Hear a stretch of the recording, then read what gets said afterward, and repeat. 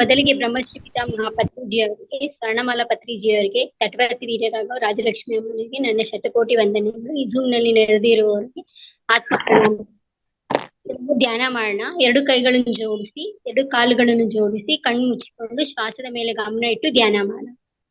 ಒಂದು 30 ಮಿನಿಟ್ಸ್ ಮಾಡೋಣ, half an hour ಮಾಡೋಣ. ಓಕೆ, ಎಲ್ಲ ಶುರು ಮಾಡ್ಕೊ.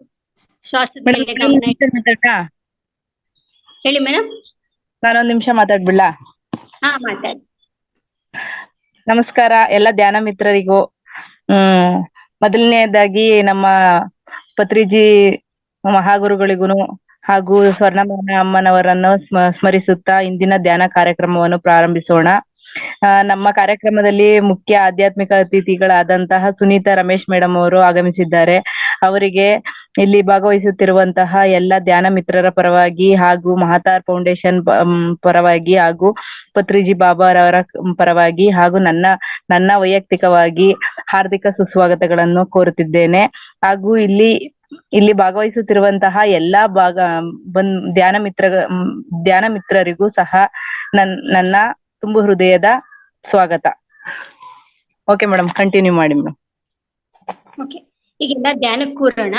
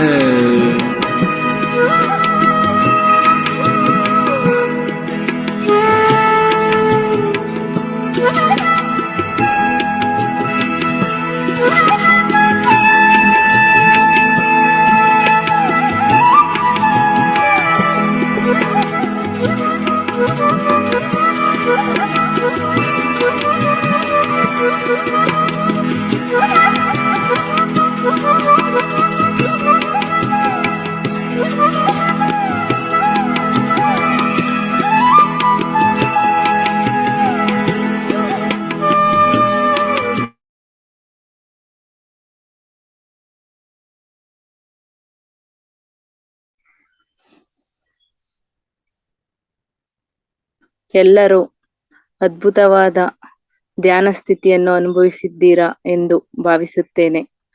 ಎಲ್ಲರೂ ಭಾಗವಹಿಸಿದ್ದಕ್ಕಾಗಿ ತುಂಬ ಹೃದಯದ ಧನ್ಯವಾದಗಳು. ಮೇಡಮ್, ಹಾ, okay madam.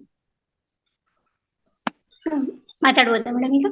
Okay madam, continue ಮಾಡಿ. ಮೊದಲಿಗೆ ಬ್ರಹ್ಮಶ್ರೀ ಪಿತಾಮಹ ಪತ್ರಿಜಿಯವರಿಗೆ, ಸ್ವರ್ಣಮಾಲಾ ಪತ್ರಿಜಿಯವರಿಗೆ, ತಟವರ್ತಿ ವೀರ್ಯ ರಾಘವರಾವ್, ರಾಜಲಕ್ಷ್ಮಿ ಅಮ್ಮನವರಿಗೆ, ಇಲ್ಲ ಆತ್ಮ ಬಂಧುಗಳಿಲ್ಲ, ನನ್ನ ನಮಸ್ಕಾರಗಳು. ಇವತ್ತು ನಾನು ತಗೊಂತಿರೋದು ಟಾಪಿಕ್ ಕರ್ಮ ಸಿದ್ಧಾಂತ.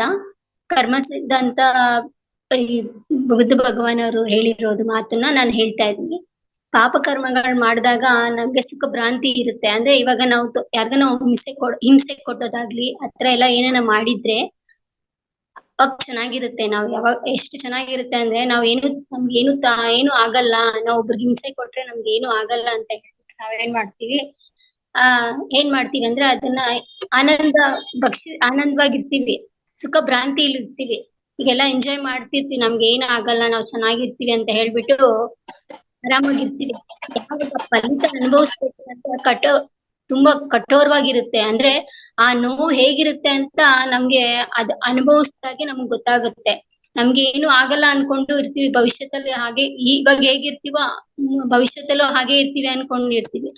ಅದು ಎಷ್ಟು ಪಾಪ ಕರ್ಮ ಅಂದ್ರೆ ಅದ್ ಅನುಭವಿಸಿದಾಗೆ ನಿಮ್ಗೆ ಗೊತ್ತಾಗೋದು. ಅದಕ್ಕೆ ಇವಾಗ ನಿಮ್ಗೆ ಒಳ್ಳೇದಾಗ್ಬೇಕು ಅಂದ್ರೆ ನೀವು ಒಳ್ಳೇದನ್ನೇ ಮಾಡ್ಬೇಕು, ಕೆಟ್ಟದ್ ಬಯಸಿದ್ರೆ ಕೆಟ್ಟದ್ದೇ ಆಗುತ್ತೆ. ಈಗ ಒಂದು ಎತ್ತಿನ ಗಾಡಿ ಇರುತ್ತೆ, ಆ ಎತ್ತಿನ ಗಾಡಿ ನೋಡಿದಾಗ ಏನ್ ಅನ್ಸುತ್ತೆ ಅಂದ್ರೆ ಅದ್ ಮುಂದೆ ಒಂದು ಪ್ರಾಣಿ ಇರುತ್ತೆ, ಆ ಪ್ರಾಣಿ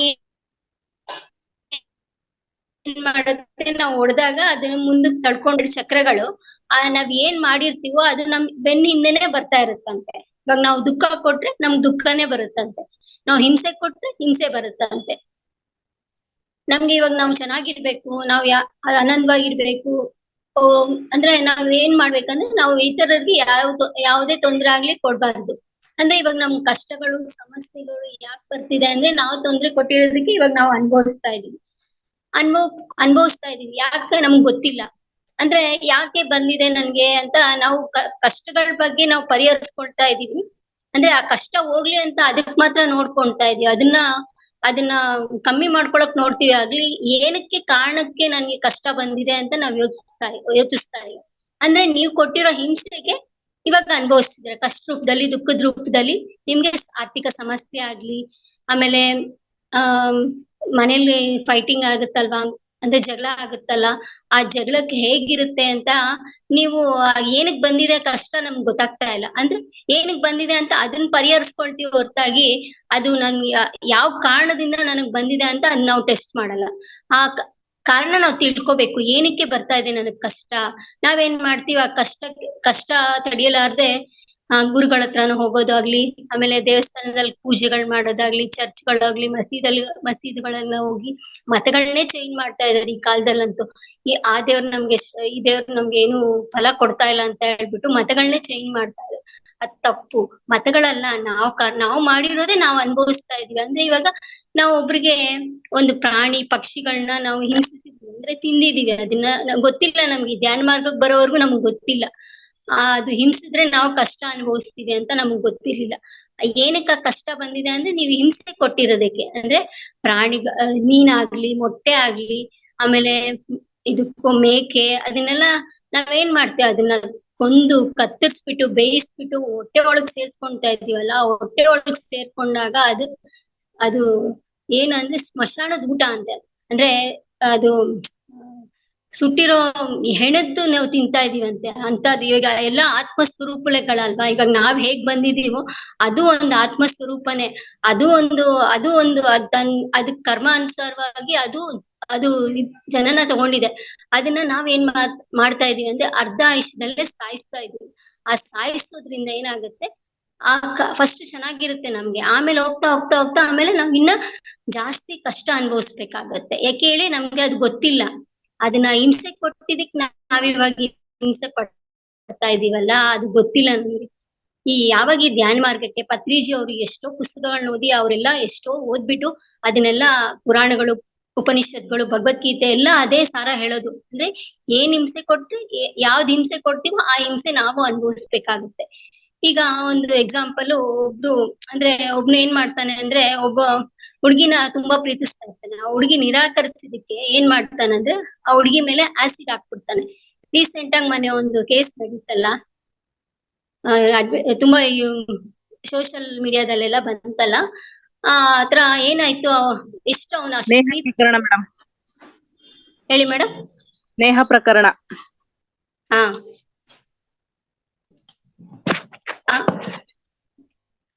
ಎಷ್ಟು ಹಿಂಸೆ ಆಯ್ತಲ್ವಾ. ಹಿಂಸೆ ಆಗಿದ್ದಾಗ ಆ ಹುಡುಗಿಗೆ ಎಷ್ಟು ನೋವು ಕೊಟ್ಟು ಅವ್ನು ಸಾಯಿಸೇ ಬಿಟ್ನಲ್ಲ. ಸಾಯಿಸ್ತಿರೋದ್ರಿಂದ ಅವ್ನು ಎಷ್ಟು ನರಕ ಅನುಭವಿಸ್ಬಿಟ್ಟ. ಅವ್ರ ತಂದೆ ತಾಯಿಗೆ ಅಷ್ಟು ಸಾಕಿ ಸಲಿ ಅವ್ರ ತಂದೆ ತಾಯಿಗೆ ಎಷ್ಟು ನೋವು ಆಗೋಯ್ತಲ್ವಾ. ಆತರ ಅವಾಗ ಅಂದ್ರೆ ಫಸ್ಟ್ ಮಾಡಿದಾಗ ಏನು ಗೊತ್ತಾಗಲ್ಲ. ಆಮೇಲೆ ಅದ್ರ ಎಫೆಕ್ಟ್ ಯಾವಾಗ ಗೊತ್ತಾಗುತ್ತೆ ಅಂದ್ರೆ ಅದು ಅನುಭವಿಸಾದ್ಮೇಲೆ ನಮ್ಗೆ ಭವಿಷ್ಯತ್ನಲ್ಲಿ ಹೇಗಿರುತ್ತೆ ಅದು ಊಹಿಸ್ಕೊಳಕ್ ಆಗಲ್ಲ. ಜೈಲ್ ಪಾಲಾಗೋದ್ನ, ಅವ್ನ ಭವಿಷ್ಯತ್ತ ಎಲ್ಲ ಹಾಳಾಗೋಯ್ತಾ, ಅವ್ರ ತಂದೆ ತಾಯಿಗೆ ಎಷ್ಟು ನೋವಾಯ್ತಾ. ಅದಕ್ಕೆ ಪಾಪ ಕರ್ಮ ಮಾಡ್ಬೇಕಾದ್ರೆ ತುಂಬಾ ಎಚ್ಚರಿಕೆಯಿಂದ ಮಾಡ್ಬೇಕು. ನಮ್ಗೆ ಅದು ಫಲ ನಮ್ಗೆ ಏನೋ ಎಫೆಕ್ಟ್ ಆಗುತ್ತಾ ಅದ್ರಿಂದ, ಅಂದ್ರೆ ನಾವ್ ಮಾಡ್ತಾ ಇರೋದ್ ಸರಿನಾ ತಪ್ಪಾ ಅದ್ರಿಂದ ನಾವೇ ಅನುಭವಿಸ್ಬೇಕಾಗತ್ತೆ ಅಂತ ನಾವು ಫುಲ್ಲು ತುಂಬಾ ಜಾಗೃತವಾಗಿ ನಾವು ನೋಡ್ಕೋಬೇಕು. ಇಲ್ಲ ಅಂದ್ರೆ ನಾವೇ ಅನುಭವಿಸ್ಬೇಕಾಗುತ್ತೆ. ಈಗ ರಾಜಕಾರಣಿಗಳು ನೋಡಿ ಎಷ್ಟೋ ಸಂಪಾದನೆ ಮಾಡ್ತಾರೆ, ಎಷ್ಟೊಂದು ಕೋಟಿ ಗಟ್ಲೆ ಸಂಪಾದನೆ ಮಾಡ್ತಾ ಇರ್ತಾರೆ. ಆ ಸಂಪಾದನೆ ಮಾಡಿರೋದಾಗ ಎಲ್ಲ ಸುಖ ಭ್ರಾಂತಿಯಲ್ಲಿ ಇರ್ತಾನೆ ಅವನು. ಅಂದ್ರೆ ತುಂಬಾ ಖುಷಿ ಪಡ್ತಾ ಇರ್ತಾನೆ. ಯಾರಿಗೂ ಗೊತ್ತಾಗಲ್ಲ ನನ್ ದುಡ್ಡು, ನಾನು ಇಷ್ಟು ಅನ್ಯಾಯ ಮಾಡ್ತಿದ್ದೀನಿ ಅಂತ ಯಾರಿಗೂ ಗೊತ್ತಾಗಲ್ಲ. ಅವನು ಸೈಟ್ಗಳ ಮೇಲೆ ಸೈಟ್, ಬಿಲ್ಡಿಂಗ್ ಮೇಲೆ ಬಿಲ್ಡಿಂಗ್ಗಳು, ಮಕ್ಕಳ ಹೆಸರಲ್ಲಿ ಸೈಟ್ಗಳು ತಗೊಳ್ಳೋದು, ಬಿಲ್ಡಿಂಗ್ಗಳು ತಗೊಳ್ಳೋದು, ಆತರ ಎಷ್ಟೋ ಮಾಡ್ತಾ ಇರ್ತಾನೆ. ಒಂದಲ್ಲ ಒಂದ್ಸತಿ ಸಿಕ್ಕಾಕೊಂಡ್ಬಿಡ್ತಾನೆ. ಸಿಕ್ಕಾಕೊಂಡಾಗ ಅವ್ನ್ಗೆ ಎಷ್ಟು ಅಂದ್ರೆ ಎಷ್ಟು ಅವಮಾನ ಆಗುತ್ತೆ ಅಂದ್ರೆ ಜನರಿಂದ ಅಷ್ಟು ಒಳ್ಳೆ ಕೆಲಸ ಅಂತ ಅನ್ಕೊಂಡು ಅವನು ಎಷ್ಟು ಮೋಸ ಮಾಡಿದಾನೆ ಅಂತ ಎಷ್ಟು ಅವಮಾನ ಪಡ್ಕೊಂಡು ಜೈಲ್ ಪಾಲಾದ್ರೆ ಎಷ್ಟು ಹಿಂಸೆ ಅಲ್ವಾ. ಆ ನರಕ ಹೆಂಗಿರುತ್ತೆ ಅಂದ್ರೆ ಅದು ಅನುಭವಿಸ್ದಾಗೆ ಗೊತ್ತಾಗುತ್ತೆ. ಅದಕ್ಕೆ ಫಸ್ಟ್ ಸುಖ ಭ್ರಾಂತಿಯಲ್ಲಿ ಇರ್ತೀವಲ್ವಾ, ಏನೂ ಗೊತ್ತಾಗಲ್ಲ. ಅದು ಅನುಭವಿಸಿದಾಗ ಹಾಗಿರುತ್ತೆ. ಅಂದ್ರೆ ಇವಾಗ ನಾವೇನ್ ಮಾಡ್ಬೇಕಂದ್ರೆ ಒಂದು ಕೈ ಅಂದ್ರೆ ಮಾತಾಗ್ಲಿ ಕೆಲಸ ಆಗ್ಲಿ ನಾವು ಮಾಡೋ ರೀತಿ ಒಂದು ಒಬ್ರಿಗೆ ಉಪಯೋಗಕರವಾಗಿ ಇರ್ಬೇಕು. ಅಂದ್ರೆ ನಮ್ಗೆ ಕಷ್ಟ ಬರ್ಬಾರ್ದು ಅನ್ಕೊಂಡ್ರೆ ನಾವ್ ಯಾರಿಗೂ ತೊಂದ್ರೆ ಕೊಡ್ಬಾರ್ದು. ಈಗ ನಾವು ಅವರಿಂದ ನಮ್ಗೆ ತೊಂದ್ರೆ ಬರ್ಬಾರ್ದು ಅಂದ್ರೆ ನಾವು ಒಬ್ರಿಗೆ ತೊಂದ್ರೆ ಕೊಡ್ಬಾರ್ದು. ಇವಾಗ ನಾವು ತೊಂದ್ರೆ ಕೊಟ್ಟು ನಾವು ತೊಂದ್ರೆ ಅನುಭವಿಸ್ತೀವಿ. ಅವ್ರೇನು ಮಾಡ್ಲಿಲ್ಲ ಅಂದ್ರೆ ನಮ್ಗೇನು ಆಗಲ್ಲ. ಈಗ ಹಾಗೆ ಇದು ಪಕ್ಷಿಗಳಾಗ್ಲಿ ಅದನ್ನ ಏನು ಮಾಡ್ಬಾರ್ದು, ನಾವು ತೊಂದ್ರೆ ಕೊಡ್ಬಾರ್ದು. ಅದನ್ನ ಪ್ರೀತಿಸ್ಬೇಕು. ಆ ಪ್ರೀತಿಸಿದಾಗ ನಮ್ಗೂ ಅದ್ ಪ್ರೀತಿ ಕೊಡುತ್ತೆ.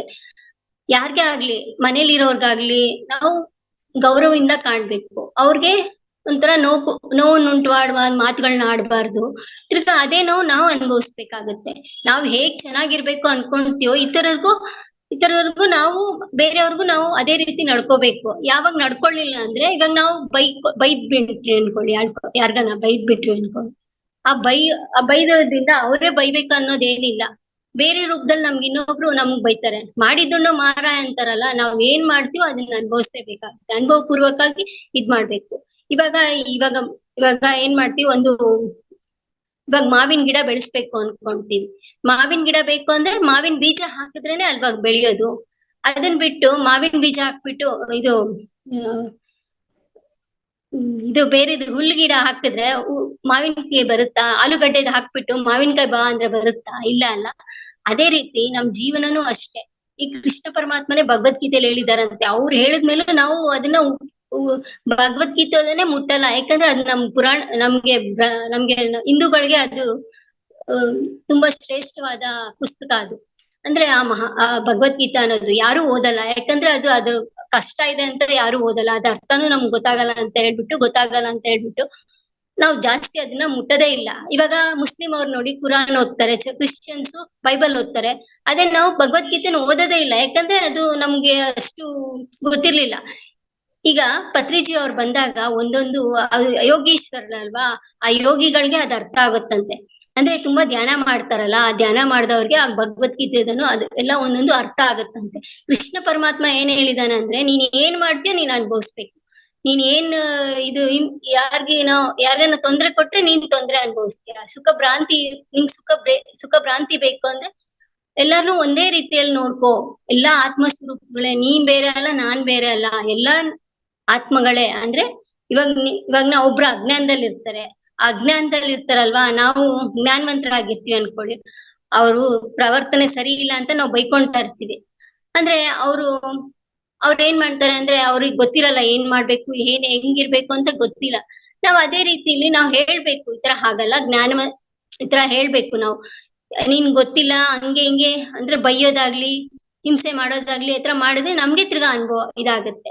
ಅದಕ್ಕೆ ನಮ್ಗೆ ಕೆಟ್ಟದಾಗ್ಬೇಕಂದ್ರೆ ಕೆಟ್ಟದ್ ಬಯಸಿದ್ರೆ ಕೆಟ್ಟದಾಗತ್ತೆ, ಒಬ್ರಿಗೆ ಕೆಟ್ಟದ್ ಬಯಸಿದ್ರೆ ಕೆಟ್ಟದಾಗತ್ತೆ, ಒಳ್ಳೇದನ್ನ ಬಯಸಿದ್ರೆ ಒಳ್ಳೇದಾಗತ್ತೆ. ನಮ್ ಜೀವನ ಹೇಗಿದೆ ಅಂದ್ರೆ ಒಂದು ಮುಳ್ಳಿನ ನೆಲದ ಮೇಲೆ ನಡೀತಾ ಇದೀವಿ. ನಮ್ಗೆ ಮುಳ್ಳು ಹೆಂಗಿದೆ ಅಂದ್ರೆ ಮುಳ್ಳು ಪ್ರತಿ ಕ್ಷಣ ಮುಳ್ಳುಗಳಿರುತ್ತೆ. ಅದನ್ನ ದೇವರು ಪರೀಕ್ಷೆ ಒಂದೊಂದು ಹೆಜ್ಜೆಗೂ ಪರೀಕ್ಷೆ ಕೊಡ್ತಾನಂತೆ. ಆ ಹೆಜ್ಜೆಯಲ್ಲಿ ನಾವು ಪರೀಕ್ಷೆ ಗೆದ್ರೆ ನಾವು ಗೆಲ್ತೀವಂತೆ, ಅದ್ರಲ್ಲಿ ಸೋಲ್ತ್ರೆ ನಾವು ನರಕ ಅನುಭವಿಸ್ತೀವಂತೆ. ನೀವು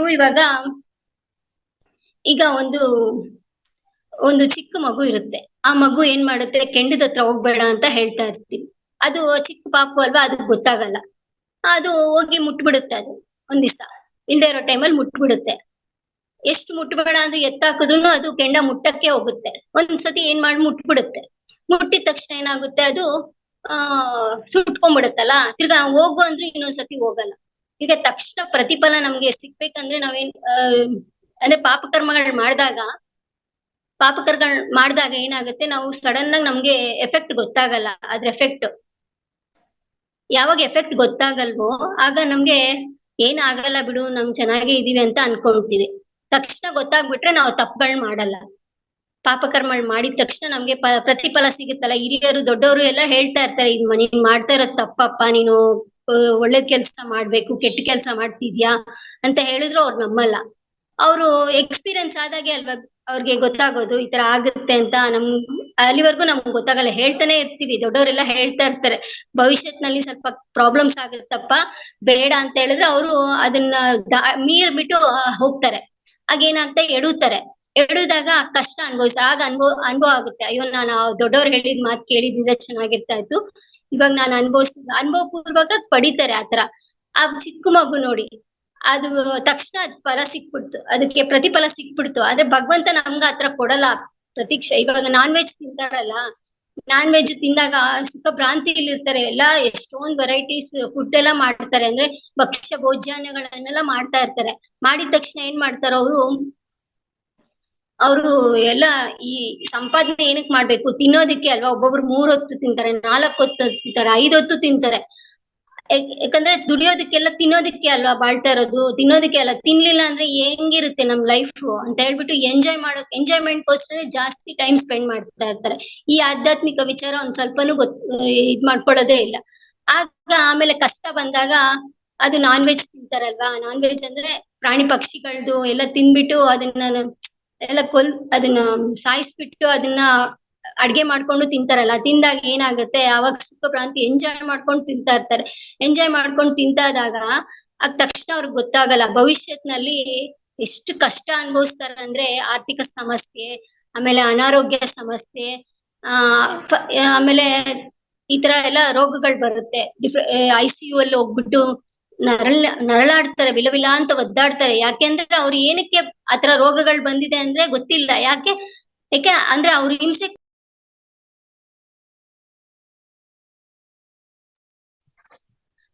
ಕೊಟ್ಟಿರೋದಕ್ಕೆ ಅಲ್ವಾ ಈ ತರ ಆಗಿರೋದು. ಹಿಂಸೆ ಕೊಟ್ಟಾಗ ಏನಾಯ್ತು, ಆಗ ಅವ್ರಿಗೆ ಆ ಫಲ ಹೇಗಿರುತ್ತೆ ಅಂತ ಸಿಗ್ಬೇಕಲ್ವಾ. ಆ ಫಲ ಹೇಗಿದೆ ಅಂದ್ರೆ ಆ ನರ್ಕ ಹೇಗ್ ಅನುಭವಿಸ್ಬೇಕು ಅಂತ ಗೊತ್ತಾಗಲ್ವಲ್ಲ. ಆ ನರ್ಕ ಅನುಭವಿಸ್ತಾರಲ್ಲ, ಆ ನರ್ಕ ವಿಲವಿಲ ಅಂತ ಒದ್ದಾಡ್ತಾರೆ. ಆಗ ಯಜ್ಞಗಳು ಪೂಜೆಗಳು ಎಲ್ಲ ಮಾಡ್ತಾರೆ, ಅಭಿಷೇಕಗಳು ಮಾಡ್ತಾರೆ. ಅದನ್ನ ಗುರುಗಳೆಲ್ಲ ಹೇಳ್ತಾರೆ. ಈ ತರ ಜ್ಯೋತಿಷ್ರ ಹತ್ರ ಹೋಗ್ಬಿಟ್ಟು ಈ ತರ ಸಲಹೆ ಕೇಳ್ತಾರೆ, ಯಾಕೆ ನನ್ಗೆ ಈ ತರ ನರಕ ಅನಾರೋಗ್ಯ ಸಮಸ್ಯೆ, ಎಷ್ಟು ಡಾಕ್ಟರ್ಗಳು ತೋರಿಸ್ತಾ ಇದ್ರು ನಾನು ಅನಾರೋಗ್ಯ ಸಮಸ್ಯೆ ಹೋಗ್ತಾ ಇಲ್ಲ. ಆಮೇಲೆ ಸ್ಕಿನ್ ಅಲರ್ಜಿ ಆಗೋದಾಗ್ಲಿ, ಆಮೇಲೆ ಹಾರ್ಟ್ ಅಟ್ಯಾಕ್ ಆಗೋದಾಗ್ಲಿ, ಆಕ್ಸಿಡೆಂಟ್ ಆಗೋದಾಗ್ಲಿ, ಯಾವ್ದನ್ನ ಪಾರ್ಟ್ ಕಟ್ ಆಗೋದಾಗ್ಲಿ, ಕೈಕಾಲ್ ಕಟ್ ಆಗೋದಾಗ್ಲಿ. ಯಾಕಂದ್ರೆ ಆ ಕೋಳಿದೆಲ್ಲ ಅದು ಕತ್ತಾಗ್ಲಿ, ಆಮೇಲೆ ಅದನ್ನ ಕಾಲ್ಗಳಾಗ್ಲಿ ತುಂಬಾ ಇಷ್ಟಪಟ್ಟು ತಿಂದಿರ್ತಾರಲ್ಲ, ಆ ನರ್ಕ ಹೇಗಿರುತ್ತೆ ಅಂತ ಇವ್ರು ಅನುಭವಿಸ್ಬೇಕಲ್ವಾ, ಆ ಅನುಭವ ಪಡಿಬೇಕಲ್ವಾ, ಆ ನರ್ಕ ಹೇಗಿರುತ್ತೆ ಅಂತ. ಈ ಧ್ಯಾನ ಮಾರ್ಗಕ್ಕೆ ಬರೋವರೆಗೂ ನಮ್ಗೆ ಈ ವಿಚಾರ ಎಲ್ಲ ಗೊತ್ತಿಲ್ಲ. ಆ ಪತ್ರಿಜಿ ಹೇಳಿದ ಮುಖಾಂತರ ನಮ್ಗೆ ಇದೆಲ್ಲ ಗೊತ್ತಾಗಿದೆ. ಅಂದ್ರೆ ಆ ಕಾಲು ಅವ್ನ್ ತಿಂದಿದಾನಲ್ಲ, ಆ ಕಾಲು, ಆ ಕೋಳಿ ಕಾಲು ತಿಂದಿರ್ತಾನಲ್ಲ, ಆ ಕೋಳಿ ಕಾಲು ಹೇಗ್ ಕಟ್ ಮಾಡಿ ಹೇಗೆ ಅವ್ನ ಹಿಂಸೆ ಅಂದ್ರೆ ಅದನ್ನ ಹೇಗೆ ಕಟ್ ಮಾಡಿ ಹೆಂಗೆ ಅನುಭವಿಸಿ ತಿನ್ನಲ್ಲ, ಅದು ಎಷ್ಟು ಇವಾಗ ಒಂದು ಬೆರಳು ಇರುತ್ತೆ, ನೀವು ಒಂದ್ ಸ್ವಲ್ಪ ಚಾಕುಲ್ ಕಟ್ ಮಾಡ್ಕೊಳ್ಳಿ ನಿಮ್ ಕೈನ, ಎಷ್ಟು ಬಾಧೆ ಆಗ್ತೀರಾ, ಎಷ್ಟು ಅಯ್ಯೋ ನನ್ ಕೈ ಬೆರಳು ಹೋಯ್ತೆ ಅದನ್ನ ಪ್ರಾಣನೇ ತೆಗೆದ್ಬಿಟ್ಟು ಅದನ್ನ ಜೀವ ಹಿಂಸೆ ಮಾಡ್ಬಿಟ್ಟು ತಿಂತಾ ಇದಾರಲ್ಲ ಜನರು.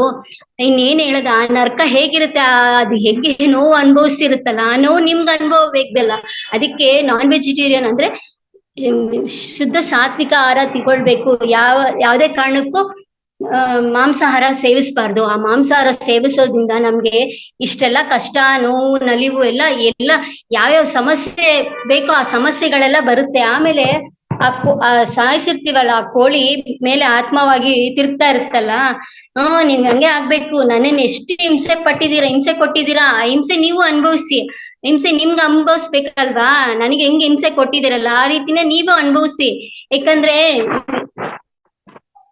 ಈಗ ನನಗೆ ಹೆಂಗೆ ನನ್ ಪ್ರಾಣನೇ ತೆಗೆದ್ಬಿಟ್ರಲ್ಲ, ನಿಮ್ದೊಂದು ಕೈಯೋ ಕಾಲೋ ಕಟ್ಟಾಯ್ತು ಅಂದ್ರೆ ನೀವು ಎಷ್ಟು ಹಿಂಸೆ ಬಾಧೆ ಬೀಳ್ತೀರಾ.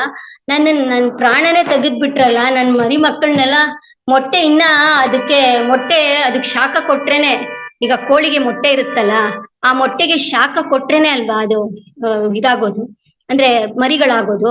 ಆ ಶಾಖ ಕೊಡ್ದಿರೋ ಮುಂಚೆನೆ ಅದನ್ನೇನ್ ಮಾಡ್ತಾರೆ, ಮೊಟ್ಟೆಗಳನ್ನ ಎಲ್ಲ ತಗೊಂಡೋಗಿ ಆಮ್ಲೆಟ್ ಎಲ್ಲ ತಿಂದ್ಬಿಟ್ಟು ಸೇವನೆ ಮಾಡ್ತಾರಲ್ಲ. ಸೇವನೆ ಮಾಡಿದಾಗ ಆ ಬಾಧೆ ಎಷ್ಟು ನೋವು, ಆ ಕೋಳಿ ತಾಯಿಗೆ ಎಷ್ಟು ನೋವು ಅನುಭವಿಸುತ್ತೆ. ಆ ನೋವು ಹೇಗಿರುತ್ತೆ ಅಂತ ಕಷ್ಟ ರೂಪದಲ್ಲಿ ಬರುತ್ತೆ. ಆ ಕಷ್ಟ ಹೇಗಿರುತ್ತೆ ಅಂತ, ಇವಾಗ ಒಂದ್ ತಾಯಿ ಇರ್ತಾಳೆ, ಆ ಮಗು ಡೆಲಿವರಿ ಆಗಿರುತ್ತೆ, ಯಾರನ್ನ ಮಗು ಎತ್ಕೊಂಡೋದ್ರೆ ತಾಯಿ ಎಷ್ಟು ವಿಲವಿಲ್ಲ ಒದ್ದಾಡ್ತಾಳಲ್ವಾ, ನನ್ ಮಗು ಹೊಟ್ಟೋಯ್ತೆ, ಎಲ್ಲೋಯ್ತೋ ಗೊತ್ತಿಲ್ಲ, ಕಿಡ್ನಾಪ್ ಆಗೋಯ್ತು ಅಂತ ಎಷ್ಟು ವಿಲವಿಲ್ಲ ಅಂತ ಒದ್ದಾಡ್ತಾಳಲ್ಲ. ಅದೇ ರೀತಿ ಅಲ್ವಾ, ಆ ಕೋಳಿಗೂ ತನ್ನ ಮರಿಗಳ ಮೇಲೆ ಅಷ್ಟು ಪ್ರೀತಿ ಇರುತ್ತೆ. ಅದನ್ನ ಎತ್ಕೊಂಡೋಗಿ ಆಮ್ಲೆಟ್ ಮಾಡ್ಕೊಂಡು ತಿಂದು ನಮ್ ಹೊಟ್ಟೆ ಒಳಗ್ ಸೇರ್ಕೊಂತಾ ಇದೀವಲ್ಲ, ಎಷ್ಟು ನೋವು ಅಲ್ವಾ. ಆಮೇಲೆ ಇದು ಇವಾಗ ಮಕ್ಳಾಗಿಲ್ಲ ಅಂತ ಎಷ್ಟೋ ಡಾಕ್ಟರ್ಗಳಿಗೆಲ್ಲ ತೋರಿಸ್ತಾ ಇರ್ತಾರೆ ಎಷ್ಟೊಂದ್ ಜನ. ಯಾಕಾಗಿಲ್ಲ ಅಂತ ಗೊತ್ತಿಲ್ಲ, ಕಾರಣಗಳು ಗೊತ್ತಿಲ್ಲ. ಎಷ್ಟೋ ಡಾಕ್ಟರ್ಗಳಿಗೆಲ್ಲ ತೋರಿಸ್ತಾರೆ, IVF ಮಾಡ್ತಾರೆ, ಆದ್ರೂ ಏನು ಆಗಲ್ಲ. ಯಾಕೇನು ಆಗಲ್ಲ ಅಂದ್ರೆ ಅದಕ್ಕೆ ಅವ್ರ ಏನ್ ಮಾಡಿರ್ತಾರಂದ್ರೆ, ಹಿಂದಿನ ಜನ್ಮದಲ್ಲೂ ಅವರು ಮೊಟ್ಟೆಗಳು ಚೆನ್ನಾಗಿ ಸೇವನೆ ಮಾಡಿರ್ತಾರಂತೆ. ಆ ಸೇವನೆ ಮಾಡಿರೋದಕ್ಕೆ ಈ ಜನ್ಮದಲ್ಲಿ ಅವ್ರಿಗೆ ಮಕ್ಳಾಗ್ದಿರೋ ತರ ಇರುತ್ತಂತೆ. ಏನಕ್ಕೆ ಅಂತ ಎಷ್ಟೋ ಪೂಜೆಗಳು ಮಾಡ್ತಾರೆ, ವ್ರತಗಳು ಮಾಡ್ತಾರೆ, ದೇವಸ್ಥಾನಕ್ಕೆಲ್ಲ ಪ್ರತಿಷ್ಠಾಪನೆ ಎಲ್ಲ ನಾಗರದೆಲ್ಲ ಪ್ರತಿಷ್ಠಾಪನೆ ಮಾಡ್ತಾರೆ, ಆದ್ರೂ ಅವ್ರಿಗೆ ಇದಾಗ್ತಾ ಇರಲ್ಲ. ಯಾಕೆ ಈ ತರ ಇದಾಗ್ತಾ ಇದೆ ಅಂತ ಹೇಳ್ಬಿಟ್ಟು ಅವರು ತುಂಬಾ ಬಾಧೆ ಬೀಳ್ತಾರೆ. ಆ ಬಾಧೆ ಬಿದ್ದಾಗ ಏನಾಗುತ್ತೆ, ಸ್ವಲ್ಪ ಜಾರ್ತಾ ಇದೆ, ಆ ಬಾಧೆ ಆಗುತ್ತಲ್ಲ, ಬಾಧೆ ಆದಾಗ ಅದಕ್ಕೆ ಇವಾಗ ನರ್ಕ ಅನುಭವಿಸ್ತಾ ಇರ್ತಾರಂತೆ. ಇವಾಗ ಮಕ್ಳಿಲ್ಲ ತಂದೆ ತಾಯಿ ಇರ್ತಾರಲ್ಲ, ಅವ್ರು ಎಷ್ಟು ನೋವು ಪಡ್ತಾ ಇರ್ತಾರಲ್ಲ, ಯಾಕೆ ಈ ತರ ಆಯ್ತು, ನನ್ ಜೀವನನೇ ನನ್ ನಾಶ ಆಗೋಯ್ತಲ್ಲ, ಮಕ್ಳಿಲ್ಲ, ಎಲ್ಲಾರು ಅಂದ್ರೆ ಒಂಥರ ಮಕ್ಳಿಲ್ಲ ಅಂದ್ರೆ ಇನ್ನೊಂದ್ ಮದ್ವೆ ಮಾಡ್ಸೋದಾಗ್ಲಿ ಏನೋ ಮಾಡ್ತಾರಲ್ಲ. ಯಾಕೆ ಅಂದ್ರೆ ಅದ್ ಗೊತ್ತಿಲ್ಲ ಕಾರಣಗಳು. ಆ ಮೊಟ್ಟೆ ಸೇವನೆ ಅವಾಗ ಮಾಡಿರೋದಕ್ಕೆ ಇವಾಗ ಈ ಜನ್ಮದಲ್ಲಿ ಅಂದ್ರೆ ನಾವು ಮಾಡಿರೋ ಕರ್ಮ ಈ ಜನ್ಮಕ್ ಮಾತ್ರ ಅಲ್ಲ, ಮುಂದಿನ ಜನ್ಮಕ್ಕೂ ಕ್ಯಾರಿ ಆಗುತ್ತೆ. ಅದಕ್ಕೆ ನಾವು ಮಾಡೋ ಒಂದೊಂದ್ ಕೆಲ್ಸ, ಮಾತಾಗ್ಲಿ, ಯಾವ್ದನ್ನ ಮಾತಾಡ್ಬೇಕಾದ್ರೆ ನಾವು ಹುಷಾರಾಗಿ ಮಾತಾಡ್ಬೇಕು. ಯಾರ ಹತ್ರನ ನಾವು ಮಾತಾಡ್ಬೇಕಾದ್ರೆ ಒಬ್ರಿಗೆ ನೋವನ್ನುಂಟು ಮಾಡುವ ಮಾತುಗಳನ್ನ ಆಡ್ಬಾರ್ದು, ಹಿಂಸಿಸ್ಬಾರ್ದು, ವಿಮರ್ಶಿಸ್ಬಾರ್ದು. ಅಂದ್ರೆ ನೀನ್ ಚಿಕ್ಕವನು, ಕುಳ್ಳ, ನೀನ್ ದಪ್ಪ, ನೀನ್ ಉದ್ದ, ನಿನ್ಗೇನು ಬರಲ್ಲ, ನೀನ್ ಅಜ್ಞಾನಿ ಅಂತ ಎಲ್ಲ ಏನೇನೋ ಮಾತಾಡ್ತಾ ಇರ್ತೀವಲ್ಲ, ಅದೆಲ್ಲ ಕೆಟ್ಟ ಮಾತು. ಅದನ್ನೆಲ್ಲ ಗುಣಗಳನ್ನ ಬಿಟ್ಬಿಡ್ಬೇಕು. ನಾವು ಯಾರಿಗೂ ಒಂದು ನೋವನ್ನು ಅಂದ್ರೆ ಯಾರೇ ಆಗ್ಲಿ ಎಲ್ಲ ಆತ್ಮಸ್ವರೂಪಗಳೇ ಅಲ್ವಾ, ಅವ್ರನ್ನ ನಾವು ತುಂಬಾ ಪ್ರೀತಿ ವಿಶ್ವಾಸದಿಂದ ನೋಡ್ಕೋಬೇಕು. ಅಂದ್ರೆ ಒಬ್ರನ್ನ ಹಿಂಸೆ ಕೊಡೋದಾಗ್ಲಿ, ಅಂದ್ರೆ ಕೆಟ್ಟ ಮಾತುಗಳನ್ನ ಆಡಾಗ್ಲಿ ಆತರ ಮಾಡ್ಬಾರ್ದು. ಮಾಡಿದ್ರೆ ಆತರ ನಾವೇ ಅನುಭವಿಸ್ಬೇಕಾಗತ್ತೆ. ಇವಾಗ ನೋಡಿ, ಇವಾಗ ನೀವೇನ್ ಮಾಡ್ತಿದ್ರ ನಿಮ್ಗೆ ಗೊತ್ತಿರುತ್ತೆ. ಅಂದ್ರೆ ಇವಾಗ ನಿಮ್ ಕಷ್ಟ ಬಂದಿದೆ, ಆ ಕಷ್ಟ ಹೇಗ್ ಹೋಗ್ಬೇಕು ಅಂತ ಅದಕ್ ಮಾತ್ರ ಪ್ರಾಮುಖ್ಯತೆನೆ ಕೊಡ್ತಾ ಇದೀವಿ. ಅದನ್ನ ಹೇಗ್ ಕಂಟ್ರೋಲ್ ಮಾಡ್ಬೇಕು ಅಂತ ನಿಮ್ಗೆ ಗೊತ್ತಾಗ್ತಾ ಇಲ್ಲ. ಎಲ್ಲದಕ್ಕೂ ಮನ್ಸೇ ಕಾರಣ. ನಮ್ ಮನ್ಸು ಹೇಳಿದ ಮಾತನ್ನೇ ಕೇಳ್ತಾ ಇದೀವಿ. ಅಂದ್ರೆ ಮನ್ಸು ಅಧೀನದಲ್ಲಿ ಇದೀವಿ ನಾವು. ಪ್ರಾಪಂಚಿಕದಲ್ಲಿ ಇದ್ದಾಗೆಲ್ಲ ನಮ್ ಮನ್ಸು ಹೇಳಿದ ಮಾತೇ ಕೇಳ್ತಾ ಇದೀವಿ. ಅದ್ರಲ್ಲೂ ಒಂದು ಆತ್ಮ ಇದೆ ಅಂತ ನಮ್ಗೆ ಗೊತ್ತೇ ಇಲ್ಲ. ಯಾವಾಗ ಪತ್ರಿಜಿ ಬಂದ ಅಂದ್ರೆ ಬುದ್ಧ ಭಗವಾನರು ಮುಂಚೆನೆ ಹೇಳಿದ್ರು, ಬಟ್ ನಮ್ಗೆ ಅವಾಗ ಬುದ್ಧ ಭಗವಾನ್ 5 ವರ್ಷ ಸಾವಿರ ಹಿಂದೆ ಹೇಳಿದ್ರು ಈ ಮಾತುಗಳನ್ನ ಹೇಳಿದಾಗ ನಮ್ಗೆ ಗೊತ್ತಿರ್ಲಿಲ್ಲ. ಅಂದ್ರೆ ನಾವು ಅವಾಗಿನ್ನ ಹುಟ್ಟಿರ್ಲಿಲ್ಲ ಅಲ್ಲ. ಎಷ್ಟೋ ವರ್ಷಗಳ ಹಿಂದೆ ಅಲ್ವಾ. ಎಷ್ಟೋ ಸಾಧನೆ ಮಾಡಿದ್ದಾರೆ, ತುಂಬಾ ಸಾಧನೆಗಳನ್ನ ಮಾಡಿದ್ದಾರೆ ಬುದ್ಧ ಭಗವಾನರು. ಆ ಬುದ್ಧ ಭಗವಾನರು ಎಷ್ಟೋ ಸಾಧನೆ ಮಾಡಿ ಮನೆ ಎಲ್ಲ ಬಿಟ್ಟು ಹೊರಗಡೆ, ಅಂದ್ರೆ ಅವರು ಚಿಕ್ಕವರಿದ್ದಾಗನೆ ಅವ್ರಿಗೆ ಬುದ್ಧ ಭಗವಾನವರು ಚಿಕ್ಕವರಿದ್ದಾಗೆ ಅವರು ಅವ್ರು ಹುಟ್ಟಿದ ತಕ್ಷಣ ಏನ್ ಹೇಳ್ತಾರೆ ಜ್ಯೋತಿಷ್ರು, ಇವನು ದೊಡ್ಡ ರಾಜನ ಆಗ್ಬೋದು, ಇಲ್ಲ ಅಂದ್ರೆ ದೊಡ್ಡ ಯೋಗಿಯನ್ನ ಆಗ್ಬೋದು ಅಂತ ಹೇಳ್ತಾರಂತೆ. ದೊಡ್ಡ ಯೋಗಿ ಆಗ್ಬಿಟ್ರೆ ತಿರ್ಗಾ ಮನೆ ಬಿಟ್ಟು ಹೊಟ್ಟೋಗ್ತಾನಲ್ಲ ಅಂತ ಹೇಳ್ಬಿಟ್ಟು ಅವನ್ನ ಮನೇಲೆ ಕೂಡಾಕ್ತಾರಂತೆ. ಅಂದ್ರೆ ಅವನಿಗೆ ವಿದ್ಯಾಭ್ಯಾಸ, ಯುದ್ಧ ಮಾಡಿಸೋದೆಲ್ಲ ಮನೇಲೆ ಎಲ್ಲ ಕಲ್ಸ್ಕೊಡ್ತಾರಂತೆ. ಕಲ್ಸ್ಕೊಟ್ಟಾಗ ಮದ್ವೆನೂ ಮಾಡ್ತಾರಂತೆ, ಎಲ್ಲ ಮನೇಲೆ ಮಾಡ್ತಾರಂತೆ. ಹೊರ್ಗಡೆ ಕರ್ಕೊಂಡ್ ಹೋಗೋದೇ ಇಲ್ವಂತೆ, ಎಲ್ಲಿಗೂ ಕರ್ಕೊಂಡ್ ಹೋಗ್ತಾ ಇರ್ಲಿಲ್ವಂತೆ. ಒಂದ್ ದಿವಸ ಅಕಸ್ಮಾತ್ ಆಗಿ ಹೊರ್ಗಡೆ ಹೋಗ್ಬೇಕಾಗೋ ಪರಿಸ್ಥಿತಿ ಬಂತಂತೆ. ಹೊರ್ಗಡೆ ಹೋಗ್ಬೇಕಾದ್ರೆ ಪರಿಸ್ಥಿತಿ ಬಂದಾಗ ಎಲ್ಲಾರು ನೋಡ್ತಾ ಇದ್ನಂತೆ ಬುದ್ಧ ಭಗವಾನ್ರು. ಯಾಕೆ ಇವರೆಲ್ಲ ಅಷ್ಟು ದುಃಖದಲ್ಲಿದ್ದಾರೆ, ಒಬ್ರು ಅನಾರೋಗ್ಯದಲ್ಲಿದ್ದಾರೆ, ಒಬ್ರು ಮರಣ ಹೊಂದಿದ್ದಾರೆ, ಅಳ್ತಾ ಇದ್ದಾರೆ, ಯಾಕೆ ಈ ಬಾಧೆ ಅವ್ರಿಗೆಲ್ಲ, ಏನಕ್ಕೆ ಕಾರಣ, ಅಷ್ಟೊಂದು ಬಾಧೆ ಬೀಳ್ತಾ ಇದಾರಲ್ಲ ಅಂತ ಪ್ರತಿಯೊಂದು ಗಾಡಿಲಿ ಅಂದ್ರೆ ಜಟ್ಕಾ ಗಾಡಿಲಿ ಹೋಗ್ತಾ ಇದ್ದಾಗ ಎಲ್ಲಾರನ್ನು ಪರೀಕ್ಷಿಸಿ ನೋಡಿದ್ನಂತೆ. ಏನು ಒಂದ್ಸತಿನೂ ಈ ತರ ನಾನ್ ನೋಡೇ ಇಲ್ಲಪ್ಪ, ನಮ್ಮ ಅರಮನೆಯಲ್ಲೆಲ್ಲ ಎಲ್ಲ ಖುಷಿಯಾಗಿ ಸಂತೋಷವಾಗಿರ್ತಾರಲ್ಲ, ಇಲ್ಲಿ ಯಾಕೆ ಜನ ಎಲ್ಲ ಇದು ತುಂಬಾ ಇದಾಗಿದೆ ಅಂತ ಹೇಳ್ಬಿಟ್ಟು ಬಂದ ತಕ್ಷಣ ರಾತ್ರಿ ಅರಮನೆಗೆ ಬಂದ ತಕ್ಷಣ ರಾತ್ರಿ ಏನ್ ಮಾಡ್ದ, ಮಾಮೂಲಿ ಬಟ್ಟೆ ಹಾಕೊಂಡು ತನ್ನ ಒಡವೆ ವಸ್ತ್ರ ಎಲ್ಲ ತೆಗ್ದ್ಬಿಟ್ಟು ಬರೀ ಒಂದು ಪಂಚೆ ಉಟ್ಕೊಂಡು ಬಂದ್ಬಿಟ್ನಂತೆ. ಆಗ ಮಗುನೂ ಆಗಿತ್ತಂತೆ, ಒಂದು ಚಿಕ್ಕ ಮಗುನೂ ಆಗಿತ್ತಂತೆ ಬುದ್ಧ ಭಗವಾನ್ರಿಗೆ. ಆಗಿದ್ದಾಗ ಏನಾಯ್ತು, ಮಗುನು ಬಿಟ್ಟು ಬಂದ್ಬಿಟ್ನಂತೆ. ಯಾಕೆ ಇದು ಕಾರಣ ತಿಳ್ಕೊಬೇಕು ಅಂತ ಎಷ್ಟೋ ಒಂದು 5 ವರ್ಷ 6 ವರ್ಷದವರೆಗೂ ಎಲ್ಲಾ ಗುರುಗಳ ಹತ್ರನು ಸಾಂಗತ್ಯ ಮಾಡಿ, ಎಲ್ಲಾ ಗುರುಗಳ ಹತ್ರನು ಹೋಗ್ಬಿಟ್ಟು ಎಷ್ಟೋ ಕಠೋರವಾದ ಯೋಗಾಭ್ಯಾಸ ಮಾಡಿ, ಶ್ವಾಸದ ಅಂದ್ರೆ ಎಷ್ಟೋ ಕಠೋರವಾದ ಯೋಗಾಭ್ಯಾಸ ಮಾಡಿ ಎಲ್ಲಾ ಮಾಡಿದ್ರು. ಆದ್ರೂ ಅವ್ರಿಗೇನು ಮನಸ್ಸು ತೃಪ್ತಿ ಆಗಿಲ್ಲ. ಯಾವ ಗುರುಗಳಿಂದನ ಎಷ್ಟೋ ಇತರ ಯಾಕೆ ಈ ತರ ಕಾರಣಗಳು ಅಂತ ತಿಳ್ಕೊಳಕ್ ಎಷ್ಟೋ ಪ್ರಯತ್ನ ಪಟ್ರಂತೆ, ಬಟ್ ಯಾವ ಗುರುಗಳಿಂದನೂ ಆಗ್ಲಿಲ್ವಂತೆ. ಎಲ್ಲಾ ಪ್ರಯತ್ನಿಸಿದ್ರು. ಒಂದ್ ದಿವಸ ಏನ್ ಮಾಡಿದ್ರು, ಒಂದು ಮರದ ಕೆಳಗೆ 5 ವರ್ಷ ಆದ್ಮೇಲೆ ಒಂದ್ ಮರದ ಕೆಳಗೆ ಕುತ್ಕೊಂಡು ಒಂದು ಇರುವೆನ್ ನೋಡ್ತಾ ಇದ್ರಂತೆ. ಆ ಇರುವೆ ಏನೋ ಒಂದು ತಿಂಡಿ ತಗೊಂಡೋಗಿ ಮೇಲ್ ಹತ್ತಕ್ ಪ್ರಯತ್ನ ಪಡ್ತಿದೆ ಅಂತೆ. ಅದು ಮೇಲ್ ಹತ್ತಂತೆ ಹಂಗೆ ಬೀಳುತ್ತಂತೆ. ಹಂಗೆ 5-6 ಸತಿ ಹತ್ತಾ ಇಳಿತಾ ಹಂಗೆ ಒಂದ್ಸತಿ ಏನಾಗೋಯ್ತು, ಅದ್ರ ಗಮ್ಯ ಸೇರ್ತಂತೆ, ಅದ್ರ ಜಾಗ ಸೇರ್ದಾಗ ನೋಡು ಅದಕ್ಕಾಗೋ ಕೆಲ್ಸ ನನಗೆ ಯಾಕೆ ಆಗ್ಬಾರ್ದು ಅಂತ ಹೇಳ್ಬಿಟ್ಟು ಶ್ವಾಸದ ಮೇಲೆ ಗಮನ ಇಟ್ಕೊಳ್ಳೋಕ್ ಧ್ಯಾನಕ್ಕೆ ಶುರು ಮಾಡೋದಂತೆ. ಯಾವಾಗ ಶ್ವಾಸದ ಮೇಲೆ ಗಮನ ಅಂದ್ರೆ ಆನಾಪಾನಸತಿ, ಬುದ್ಧ ಭಗವಾನರು ಹೇಳ್ಕೊಟ್ಟಿರೋದು ಆನಾಪಾನಸತಿ ಅಂತ. ಈ ಪತ್ರಿಜಿಯವರಿಗೆ ಹೇಳಿರೋದು ಶ್ವಾಸದ ಮೇಲೆ ಗಮನ, ಎರಡೂ ಒಂದೇ. ಆನಾಪಾನಸತಿ ಧ್ಯಾನ ಅಂತ ಹೇಳಿದ ತಕ್ಷಣ ಏನಾಯ್ತು, ಆಗ ಜ್ಞಾನೋದಯ ಆಯ್ತು ಬುದ್ಧ ಭಗವಾನರಿಗೆ. ಹೀಗೆ ಧ್ಯಾನ ಮಾಡ್ತಾ ಅವ್ರದೇ ಅಂದ್ರೆ ಅವ್ರ ಜೀವನ ಚರಿತ್ರೆ ನೋಡ್ಕೊಂಡ್ರಂತೆ, ಅವ್ರ ಗತ ಜನ್ಮದೆಲ್ಲ ನೋಡ್ಕೊಂಡ್ರಂತೆ. ತಿರ್ಗಾ ಆಮೇಲೆ ಇನ್ನ ಸಾಧನೆ ಜಾಸ್ತಿ ಮಾಡ್ತಾ ಹೋದಂಗೆಲ್ಲ ಬೇರೆಯವ್ರದ್ದು ಎಲ್ಲಾ ವಿಚಾರಗಳನ್ನ ತಿಳ್ಕೊಂಡು ಅವರು ವಿಗ್ರಹಾರಾಧನೆ ಬೇಡ, ಸತ್ಯಾರಾಧನೆ ಅಂದ್ರೆ ಶ್ವಾಸದ ಮೇಲೆ ಗಮನ ಇಟ್ಟು ಧ್ಯಾನ ಮಾಡಿದಾಗ ಎಲ್ಲಾರ್ಗು ಹೇಳ್ಕೊಂಡು ಹೋಗ್ತಾ ಇದ್ರಂತೆ. ಎಲ್ಲಾರು ಅವ್ರನ್ನ ಪಾಲಿಸ್ಕೊಂಡು ಎಲ್ಲ ಇದ್ ಮಾಡ್ತಾ ಇದ್ರಂತೆ. ಹೇಳ್ದಾಗ ಜನಕ್ಕೆ ಆನಂದ ಮೇಲೆ ಆನಂದ ಆಗ್ತಾ ಇತ್ತಂತೆ. ಯಾಕಂದ್ರೆ ಅವ್ರು ಹೇಳಿದ ತಕ್ಷಣ ನಿಜ, ಅವ್ರು ಹೇಳಿದ ತಕ್ಷಣ ಅವ್ರು ಮಾಡ್ಕೊಂಡು ಹೋದಾಗ ಅದು ಎಲ್ಲ ಅಂದ್ರೆ ಎಲ್ಲ ಸಮಸ್ಯೆಗಳು ಪರಿಹಾರ ಆಗ್ತಾ ಇತ್ತಂತೆ. ಆ ಸಮಸ್ಯೆ ಪರಿಹಾರಕ್ಕೆ ಕಾರಣ ಆನಾಪಾನಸತಿ ಧ್ಯಾನ ಮಾಡೋದ್ರಿಂದನೇ ಅಂತ ಗೊತ್ತಾಯ್ತು. ಆಮೇಲೆ ಅದನ್ನೆಲ್ಲ ಎಷ್ಟೊಂದ್ ಜನ ಶುರು ಮಾಡಿದ್ರಂತೆ. ಈ ಕಡೆ ಹೆಂಡತಿ ಮತ್ತು ತುಂಬಾ ಬಾಧೆ ಬೀಳ್ತಾ ಇದ್ರಂತೆ. ಯಾಕೆ ಈ ತರ ಆಗೋಯ್ತು ಅಂತ ಬುದ್ಧ ಭಗವಾನರು, ಚಿಕ್ಕಮ್ಮ ನೋಡು,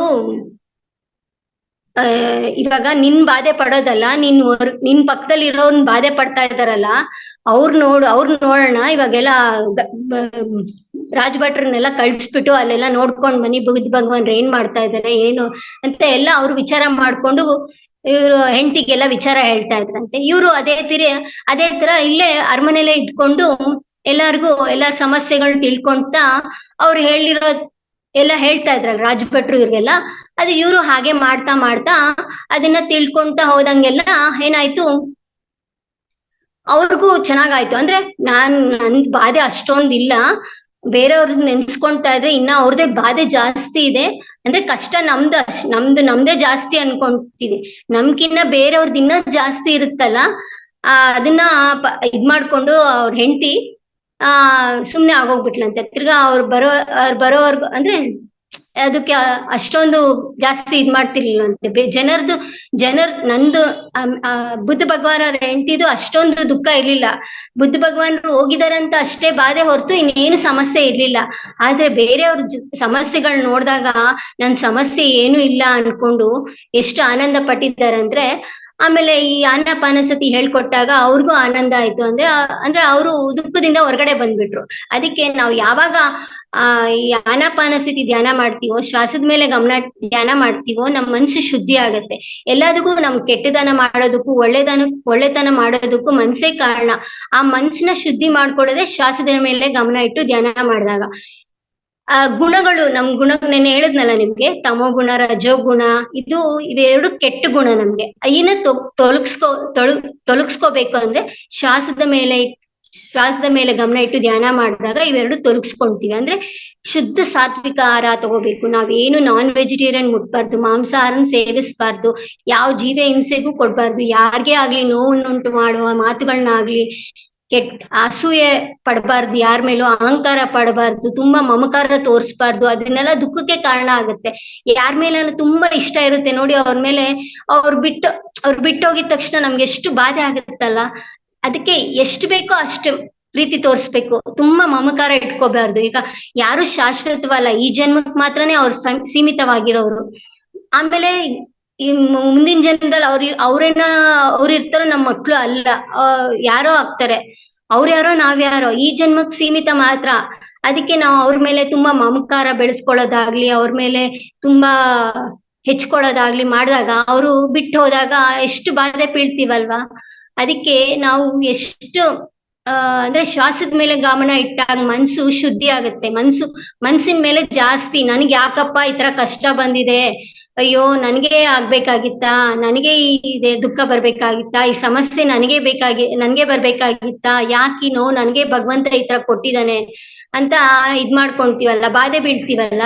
ಆ ಬಾಧೆ ಬೀಳೋ ಬದಲು ಶ್ವಾಸದ ಮೇಲೆ ಗಮನ ಇಟ್ಟು ಧ್ಯಾನ ಮಾಡಿ. ಎಲ್ಲದಕ್ಕೂ ಸೊಲ್ಯೂಷನ್ ಶ್ವಾಸದ ಮೇಲೆ ಗಮನ ಇಟ್ಟು ಧ್ಯಾನ ಮಾಡಿದಾಗ, ತೀವ್ರ ಧ್ಯಾನ ಸಾಧನೆ ಮಾಡಿದಾಗ ಆಲೋಚನೆಗಳು ಬರುತ್ತೆ.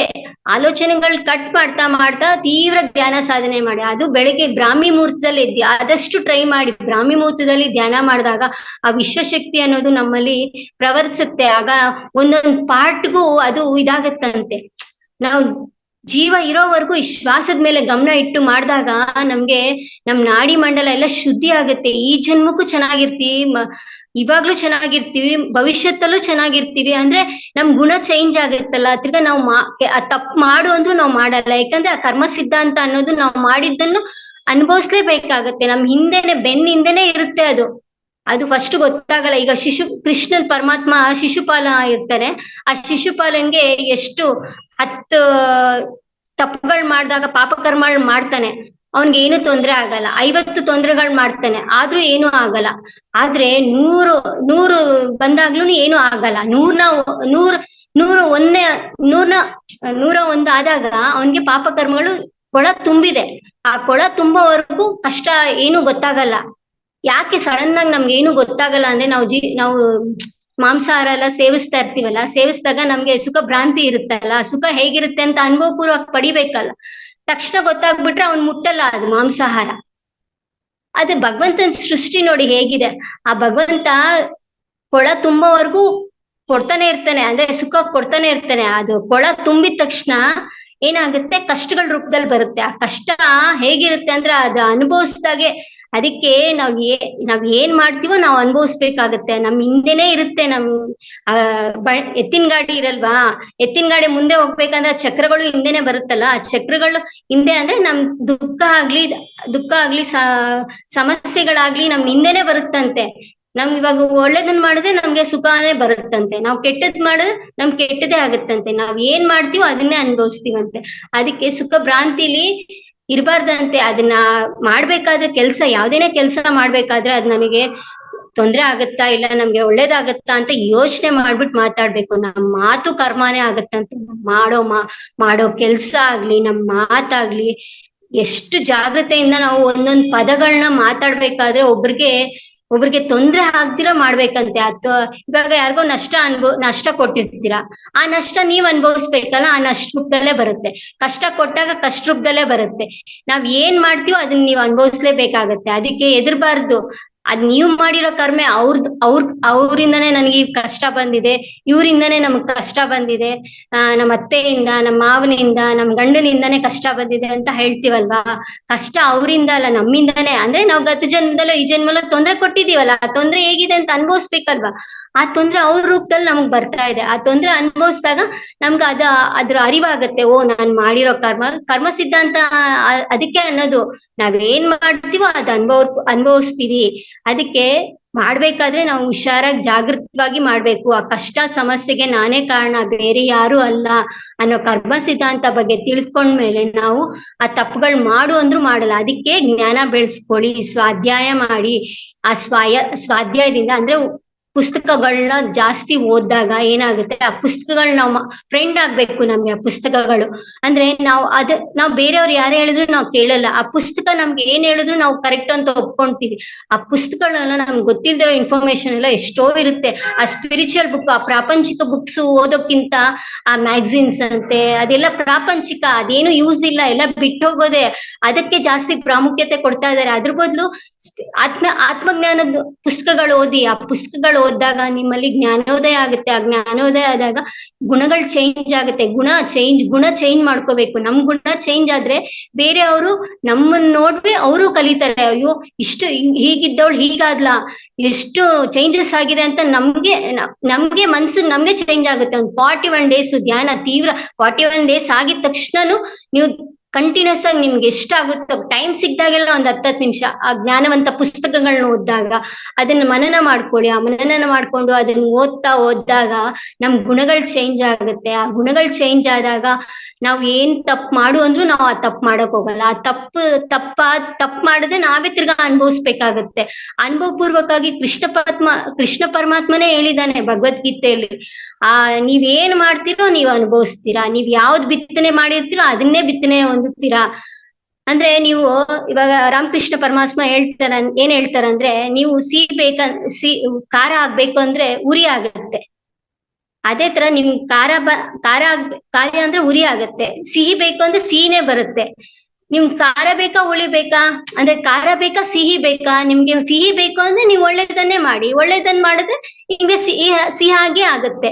ಅಂದ್ರೆ ಎಲ್ಲಾರ್ನು ಆನಂದವಾಗಿರಿಸ್ಬೇಕು. ಯಾರಿಗೂ ನಮ್ ಅಂದ್ರೆ ಬಡವರಾಗ್ಲಿ ಒಬ್ರು ನಮ್ಗಿಂತ ಕೆಳಗ್ ಮಟ್ಟಿನವ್ರಾಗ್ಲಿ ಅವ್ರನ್ನ ನೋಡ್ಬಿಟ್ಟು ನಾವು ಅಹಂಕಾರ ಪಡಬಾರ್ದು. ಅಹಂಕಾರ ಪಟ್ರೆ ಮೇಲೆ ಪ್ರಕೃತಿ ಒಂದೊಂದು ಗಮನಿಸ್ತಾ ಇರುತ್ತಂತೆ. ನಮ್ಗೆ ಯಾವಾಗ ಏಟ್ ಬೇಕೋ ಆಗ ಇನ್ನೊಂದ್ ರೂಪದಲ್ಲಿ ನಮ್ಗೆ ಯಾವ್ದೋ ಒಂದ್ ರೂಪದಲ್ಲಿ ನಮ್ಗೆ ಏಟ್ ಕೊಡ್ತಾನಂತೆ. ಅದಕ್ಕೆ ನಾವು ಮಾಡೋ ಕೆಲ್ಸ ಪ್ರಾಮಾಣಿಕವಾಗಿ, ಯಾವುದೇ ಕಾರಣಕ್ಕೂ ಅಧರ್ಮವಾಗಿ ಮೋಸ ಮಾಡೋದಾಗ್ಲಿ, ಆಮೇಲೆ ಬೇರೆಯವ್ರಿಗೆ ಕಷ್ಟಗಳು ಕೊಡೋದಾಗ್ಲಿ ಆತರ ಎಲ್ಲ ಮಾಡಿದಾಗ ನಾವೇ ಆ ರೀತಿ ಅನುಭವಿಸ್ಬೇಕಾಗತ್ತೆ. ಆ ನೋವು ಬೇಡ ಅಂದ್ರೆ ನಾವು ಒಳ್ಳೇದನ್ನ ಮಾಡ್ತಾ ಹೋದಂಗೆಲ್ಲ ನಮ್ಗೆ ಭಗವಂತ ನೋಡ್ತಾ ಇರ್ತಾನೆ. ನಾವು ಒಂದು ಸೇವೆ ಮಾಡಿ, ನಿಮ್ಗೆ ಎಷ್ಟಾಗುತ್ತೋ ಅಷ್ಟು ಕೈಲಾದಷ್ಟು, ಅಂದ್ರೆ 100 ರೂಪಾಯಿ ಇದ್ರೆ 10 ರೂಪಾಯಿ ದಾನ ಮಾಡಿ, 1000 ರೂಪಾಯಿ ಇದ್ರೆ 100 ರೂಪಾಯಿ ಧ್ಯಾನ ಮಾಡಿ, ಲೋಕ ಕಲ್ಯಾಣಕರವಾದ ಕೆಲಸ ಸೇವೆ ಮಾಡಿ. ಆ ಸೇವೆ ಮಾಡಿದಾಗ ಆಮೇಲೆ ನಾವು ಇವಾಗ ಜ್ಞಾನ ತಿಳ್ಕೊಂಡಿದೀವಲ್ಲ, ಈ ಜ್ಞಾನ ತಿಳ್ಕೊಂಡಿರೋದು 10 ಜನಕ್ಕೆ ಉಪಯೋಗ ಆಗೋ ತರ ಹೇಳಿ. ಆ ಹೇಳ್ದಾಗ ಏನಾಗುತ್ತೆ, ಭಗವಂತ ಪ್ರತಿಯೊಂದು ನೋಡ್ತಾ ಇರ್ತಾನೆ. ನೀನ್ ಒಳ್ಳೇದ್ ಮಾಡ್ತಿದ್ಯಾ, ನಿಂಗೆ ಒಳ್ಳೇದೇ ಆಗತ್ತೆ. ನಿನ್ ಕೆಟ್ಟದ್ ಅಂದ್ರೆ ನೀನ್ ಕೆಟ್ಟದ್ ಆಗ್ಬಾರ್ದು ಅಂದ್ರೆ ನಿನ್ಗೆ ಕೆಟ್ಟದ್ ಆಗದೇ ಇಲ್ಲ. ಯಾಕಂದ್ರೆ ನೀನ್ ಒಳ್ಳೇದ್ ಮಾಡಿರ್ತೀಯ. ನೀನ್ ಕೆಟ್ಟದ್ ಆಗ್ಬೇಕು ಅಂದ್ರೆ ಆಗಲ್ಲ. ಕೆಟ್ಟದ್ ಬಯಸಿರ್ತೀಯ, ಒಳ್ಳೇದಾಗ್ಬೇಕಂದ್ರೆ ಆಗುತ್ತಾ? ಇಲ್ಲ ಅಲ್ಲ. ಅದಕ್ಕೆ ನಾವು ಏನ್ ಮಾಡಿದ್ರೆ ಅದು ಅನುಭವಿಸ್ತೀವಿ.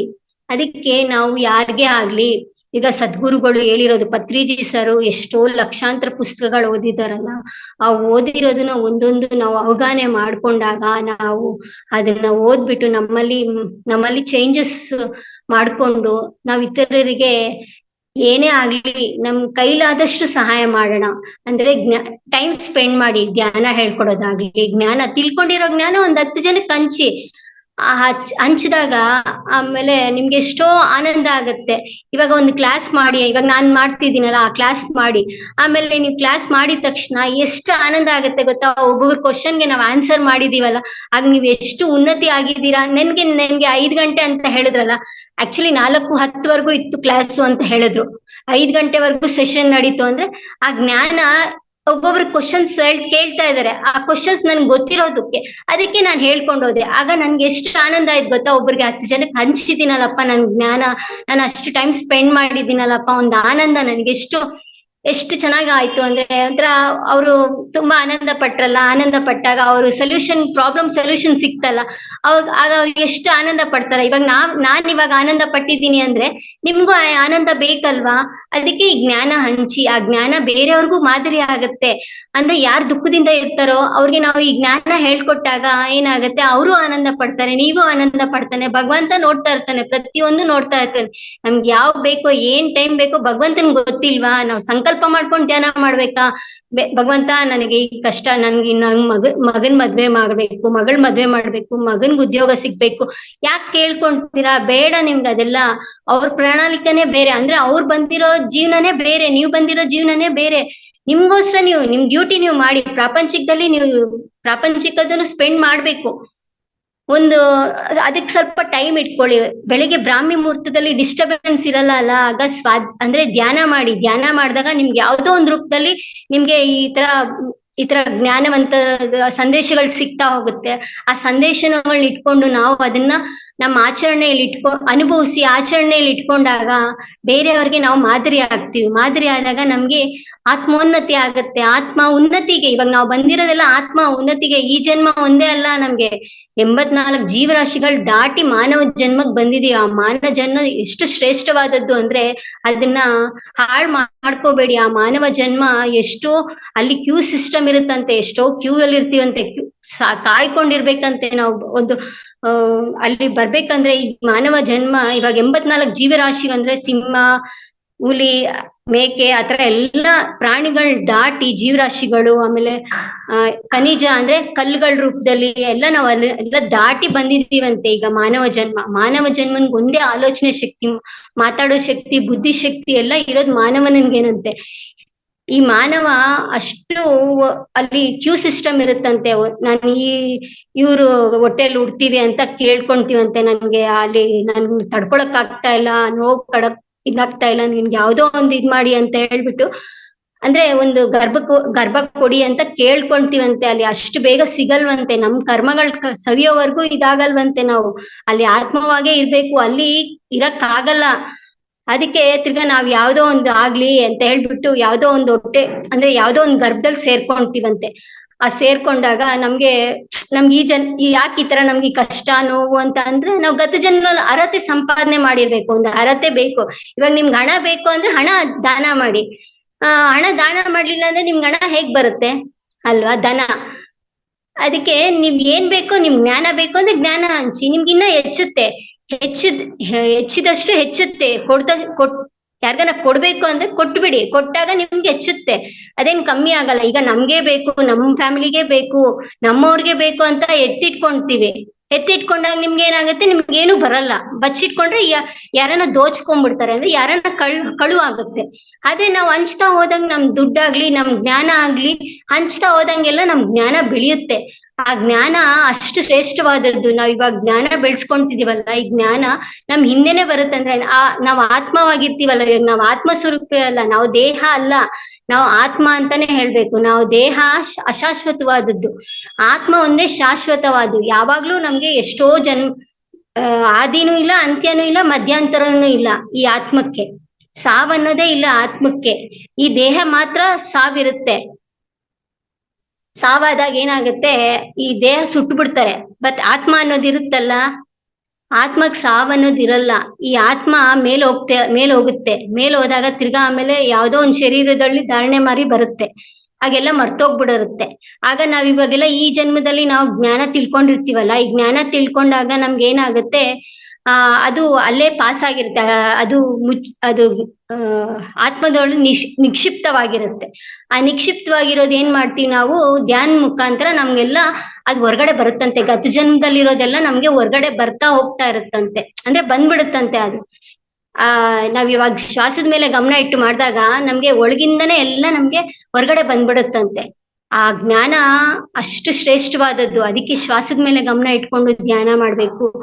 ತೀವ್ರ ಧ್ಯಾನ ಸಾಧನೆ. ನಿಮ್ ಟೈಮ್ ಸಿಕ್ದಾಗೆಲ್ಲ ಏನೇನ ಬಾಧೆ ಆಗ್ಲಿ, ದುಃಖ ಆಗ್ಲಿ, ನೀವು ಶ್ವಾಸದ ಮೇಲೆ ಗಮನ ಇಟ್ಟು ಧ್ಯಾನ ಮಾಡಿದಾಗ ಏನಾಗುತ್ತೆ, ನಿಮ್ಗೆ ಏನ್ ಮಾಡ್ಬೇಕೋ ಆ ಭಗವಂತ ಸೂಚನೆ ಕೊಡ್ತಾನೆ.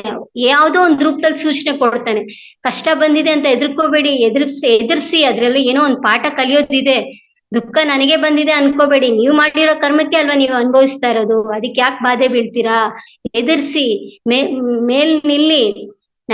ನಾನ್ ಮಾಡಿರೋ ಕರ್ಮಕ್ಕೆ ಅಲ್ವಾ ನನಗ್ ಬಂದಿರೋದು ಈ ಕಷ್ಟ ದುಃಖ, ಅದನ್ನ ಎದುರಿಸೋಣ ಅಂತ ಹೇಳಿ 2 ಮಾತುಗಳು ಮುಗಿಸ್ತಾ ಇದ್ದೀನಿ. Thank you masters.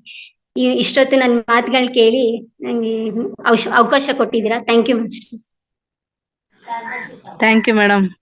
ನಿಮ್ಮ ಅಗಾಧ ಧ್ಯಾನವನ್ನು ಇಂದು ನೀವು ಕರ್ಮದ ಕಾನೂನು ಎಂಬ ಒಂದು ಟಾಪಿಕ್ ತಗೊಂಡು ಇಷ್ಟು ಆಳವಾದ ಜ್ಞಾನ ಕೊಟ್ಟಿದ್ದೀರಾ ನಮ್ಮ ಜ್ಞಾನ ಮಿತ್ರರಿಗೂ. ಅವರೆಲ್ಲ ಇಷ್ಟು ಸಹನೆಯಿಂದ ಸೌಹಾರ್ದದಿಂದ ಕೇಳಿಸ್ಕೊಂಡಿದ್ದಾರೆ. ಅವರಿಗೆ ನಿಮ್ಮ ಪರವಾಗಿ ನನ್ನ ಪರವಾಗಿ ಧನ್ಯವಾದಗಳು. ಯಾರಾದ್ರೂ ಅವರಿಗೆ ಅನುಮಾನ, ಗೊಂದಲ, ಕ್ವಶನ್ಸ್ ಇದ್ರೆ ಹ್ಯಾಂಡ್ ರೈಸ್ ಮಾಡಬಹುದು. ಮೇಡಮ್ ಜೊತೆ ಮಾತಾಡಬಹುದು. ನಿಮ್ಮ ಕ್ವಶನ್ಗೆ ಆನ್ಸರ್ ಪಡ್ಕೋಬಹುದು. ಯೋಗೇಶ್ವರಿ ಮೇಡಮ್ ಅನ್ಮ್ಯೂಟ್ ಮಾಡಿದ್ದೀನಿ ಮೇಡಮ್. ನಮಸ್ತೆ ಮೇಡಮ್. ಎಲ್ಲಾ ಧ್ಯಾನ ಬಂಧುಗಳಿಗೂ ಬಸವೇಶ್ವರ ಜಯಂತಿ ಶುಭಾಶಯಗಳೊಂದಿಗೆ ಪತ್ರಿಜಿಯವರ ಪಾದಾರವಿಂದಕ್ಕೆ ನಮೋ ನಮಃ ಅಂತ ಹೇಳ್ತಾ ಎಲ್ಲ ಆತ್ಮಗಳಿಗೂ, ಧ್ಯಾನಿಗಳಿಗೆಲ್ಲ ಎಲ್ಲಾ ಆತ್ಮಗಳಿಗೂ ನಮೋ ನಮಃ. ಓಕೆ, ಇವತ್ತು ವಿಡಿಯೋ ಆನ್ ಮಾಡ್ಕೊಳ್ಳಿ ಮೇಡಮ್. ವಿಡಿಯೋ ಆನ್ ಮಾಡ್ಕೊಳ್ಳಿ. ಯೋಗೇಶ್ವರಿ ಮೇಡಮ್ ಎಲ್ಲರಿಗೂ ಇನ್ಸ್ಪಿರೇಷನ್ ಆಗಿ ಮಾತಾಡ್ತೀರಾ ಡೈಲಿ. ಲವಲವಿಕೆಯಿಂದ ಪಾರ್ಟಿಸಿಪೇಟ್ ಮಾಡಿ ಮೇಡಮ್. ಓಕೆ ಅಪ್ಪ, ಓಕೆ ಓಕೆ ಓಕೆ ಓಕೆ. ನಮಸ್ತೆ. ಈಗ ಇಲ್ಲಿ ನೀವ್ ಹೇಳಿದ್ದೆಲ್ಲ ತುಂಬಾ ಚೆನ್ನಾಗಿತ್ತು. ಐ ಮೀನ್ ಇವಾಗ ನಮ್ಮ ಜೀವನದಲ್ಲಿ ನಮ್ಮ ಗಂಡನಾಗಿ, ಮಕ್ಕಳಾಗಿ, ಮೊಮ್ಮಕ್ಕಳಾಗಿ ಬಂದಿರ್ತಾರೋ ಅವರೆಲ್ಲ ಈ ಜನ್ಮಕ್ಕಷ್ಟೇ. ಆದ್ರೆ ಮತ್ತೆ ನೆಕ್ಸ್ಟ್ ಆ ಆತ್ಮ ದೇಹ ವೆಕೇಟ್ ಮಾಡಿದಾಗ ಹೋಗುತ್ತಲ್ಲ, ಆತ್ಮ ಇನ್ನೊಂದು ದೇಹ ಸೇರಿದಾಗ ಚಿಕ್ಕ ಮಗುವಾಗಿದ್ದಾಗ ಅದು ಒಂದು ಸ್ಮೈಲು ಜೊತೆಗೆ ಒಂದ್ ಅಳುವು ಕೊಡ್ತಾ ಇರುತ್ತೆ. 6 ತಿಂಗಳ ತನಕ, 3 ತಿಂಗಳ ತನಕ ಒಂದಿಷ್ಟು ನಗದು, ಮತ್ತೆ ಸುಮ್ನೆ ಅಳೋದು, ಸುಮ್ನೆ ನಗದು ಮಾಡ್ತಾ ಇರುತ್ತೆ. ಮೇ ಬಿ ಅದೇ ಹೇಳ್ತಾರೆ, ಹಿಂದಿನ ಜನ್ಮದಲ್ಲಿ ಆಗಿರೋನೋ ಇದನ್ನೆಲ್ಲ ನೆನ್ಸ್ಕೊಂಡ್ ಮಗು ಅಳ್ತಾ ಇದೆ, ಮಗು ನಗ್ತಾ ಇದೆ ಅಂತ ಅದನ್ನ ನಾವು ನೋಡ್ತಾ ಇರ್ತೀವಿ. ಮಗು ಗರ್ವಿರಲ್ಲ. ಇದು ನಿಜನಾ? ಇದು ಕರೆಕ್ಟಾ? ಹೇಗೆ ಅಂತ ಅಂದ್ರೆ ಅದು ಗತ ಜನ್ಮದ್ದೆಲ್ಲ ನೆನೆಸ್ಕೊಂಡಿರುತ್ತೆ. ಅಳು ಬಂದಾಗ ಹತ್ತು ಬಿಡುತ್ತೆ ಜೋರಾಗಿ. ಅದೇನಕ್ಕೆ ಅಳು ಬರ್ತಾ ಇದೆ ನಮ್ಗೆ ಗೊತ್ತಾಗಲ್ಲ. ಅದು ಎಲ್ಲ ನೆನ್ಸ್ಕೊಂಡಿರತ್ತೆ. ಅದಕ್ಕೇನು ಗೊತ್ತಿರಲ್ಲ ಅಲ್ಲ, ಚಿಕ್ಕ ಪಾಪು ಅಲ್ವಾ, ಅದಕ್ಕೇನು ಗೊತ್ತಿರಲ್ಲ. ಆ ಗೊತ್ತಿಲ್ಲದೆ ಇರೋ ಟೈಮಲ್ಲಿ ಏನ್ ಮಾಡುತ್ತೆ, ಅಳ್ತಾ ಇರುತ್ತೆ. ಸುಖ ಬಂದಾಗ ನಗ್ತಾ ಇರುತ್ತೆ, ಅಂದ್ರೆ ನಗು ಬಂದಾಗ ನಗುತ್ತೆ. ಯಾಕಂದ್ರೆ ಅದು ಖುಷಿ ಪಟ್ಟಿರುತ್ತೆ ಅದ ಟೈಮಲ್ಲಿ. ಆ ಖುಷಿ ಅದು ಗೊತ್ತಾಗಲ್ಲ. ಅಂದ್ರೆ ಎಲ್ಲ ಮರ್ತೋಗ್ಬಿಡ್ತೀವಿ. ಆ ಮಾನವ ಜನ್ಮ ಬಂದ ತಕ್ಷಣ, ಮಾತು ಬಂದಿದ ತಕ್ಷಣ ಎಲ್ಲ ಮರ್ತೋಗ್ಬಿಡುತ್ತೆ. ಅದಕ್ಕೆ ಚಿಕ್ಕ ಮಕ್ಕಳಿಂದಾನೇ ಶ್ವಾಸದ ಮೇಲೆ ಗಮನ ಇಟ್ಟು ಧ್ಯಾನ ಮಾಡಿಸಿದಾಗ ಅವರು ದೊಡ್ಡವರಾದ್ಮೇಲೆ ಇನ್ನ ಶ್ರೇಷ್ಠವಂತರಾಗ್ತಾರೆ, ಜ್ಞಾನವಂತರಾಗ್ತಾರೆ. ಆಮೇಲೆ ಹೇಳಿದ್ದೆಲ್ಲ ಕೇಳ್ತಾರೆ. ಅದಕ್ಕೆ ಚಿಕ್ಕ ವಯಸ್ಸಿಂದಾನೇ ಧ್ಯಾನ ಮಾಡಿಸಿ ಅಂತ ಪತ್ರಿಜಿ ಸರ್ ಪದೇ ಹೇಳ್ತಾ ಇದ್ರು. ಹಾಗಾಗಿ ನಾವು ಎಲ್ಲದಕ್ಕೂ ಫೇಸ್ ಮಾಡ್ಬೇಕು, ಎಲ್ಲದಕ್ಕೂ ಅನುಭವ ಪೂರ್ವಕ ಪಡಿಬೇಕು. ಎಲ್ಲ ಅನುಭವಿಸ್ದಾಗೆ ನಮ್ಗೆ ನೋವು, ನಲಿವು, ಏನು ಸುಖ ದುಃಖ ಎಲ್ಲ ಗೊತ್ತಾಗ್ತಾ ಇದೆ. ನಾವು ಆತ್ಮ ಅಂತ ಅನ್ಕೋಬೇಕು. ಇವಾಗ ಯಾರನ್ನ ನಮ್ಗ್ ಬೈದ್ಬಿಟ್ರು ಅನ್ಕೊಳ್ಳಿ, ಬೈದಾಗ ಬಾಧೆ ಬೀಳ್ಬಾರ್ದು. ಅಯ್ಯೋ ನನ್ ಶರೀರಕ್ಕಲ್ವಾ ಬೈದಿರೋದು, ನಾನು ಆತ್ಮ ಶಾಶ್ವತ ಅಲ್ವಾ, ಆತ್ಮಕ್ ತಾನೇ ಬೈದಿರೋದು, ನಾನ್ ಯಾಕೆ ದುಃಖ ಪಡ್ಬೇಕು ಅಂತ ಬಿಟ್ಬಿಡ್ಬೇಕು. ಅಷ್ಟಕ್ಕಷ್ಟೇ ಬಿಟ್ಬಿಡ್ಬೇಕು. ಅದನ್ನ ಮನ್ಸಲ್ಲಿ ಇಟ್ಕೊಂಡು ಕೊರಗೋದಲ್ಲ. ಆ ಕೊರಗೋ ಬದಲು ಯಾವ್ದನ್ನ ಜ್ಞಾನವಂತವಾದ ಪುಸ್ತಕಗಳನ್ನ ಓದಿ, ಆಮೇಲೆ ಶ್ವಾಸದ ಮೇಲೆ ಗಮನ ಇಟ್ಟು ಧ್ಯಾನ ಮಾಡಿ. ಆ ಧ್ಯಾನ ಮಾಡಿದಾಗ ಏನಾಗುತ್ತೆ, ನೀವು ಎಲ್ಲ ಮರ್ತೋಗ್ಬಿಡ್ತೀರಾ. ಅಯ್ಯೋ ನನ್ನ ಆತ್ಮಗಲ್ವಾ ಅಂದಿರೋದು, ನಾನ್ ಯಾಕೆ ದುಃಖ ಪಡ್ಬೇಕು ಅಂತ ಅಂದ್ಬಿಟ್ಟು ಸುಮ್ನೆ ಆಗೋಗ್ತೀರಾ. ಒಂದು ಮೇಡಮ್ ಇನ್ನೊಂದು ಕ್ವಶನ್, ಥ್ಯಾಂಕ್ ಯು. ನಮ್ಮ ರಿಲೇಟಿವ್ಸ್ ಅಲ್ಲಿ ಒಬ್ರು ಅಜ್ಜಿ ತಾತ ಇದ್ರು, ಅಂದ್ರೆ ಯಾರೋ ಅಲ್ಲ, ನಮ್ಮ ರಿಲೇಟಿವ್ಸ್ ನಿಯರ್. ಅವರು ಅವರು ಬಾಡಿ ವೆಕೇಟ್ ಮಾಡಕ್ಕೆ ಇನ್ನೊಂದು 3 or 4 days ಇತ್ತು. ಅವಾಗ ಏನಾಯ್ತು, ಅವರು ತುಂಬಾ ಹಿಂಸೆ ಪಡ್ತಾ ಇದ್ರಂತೆ.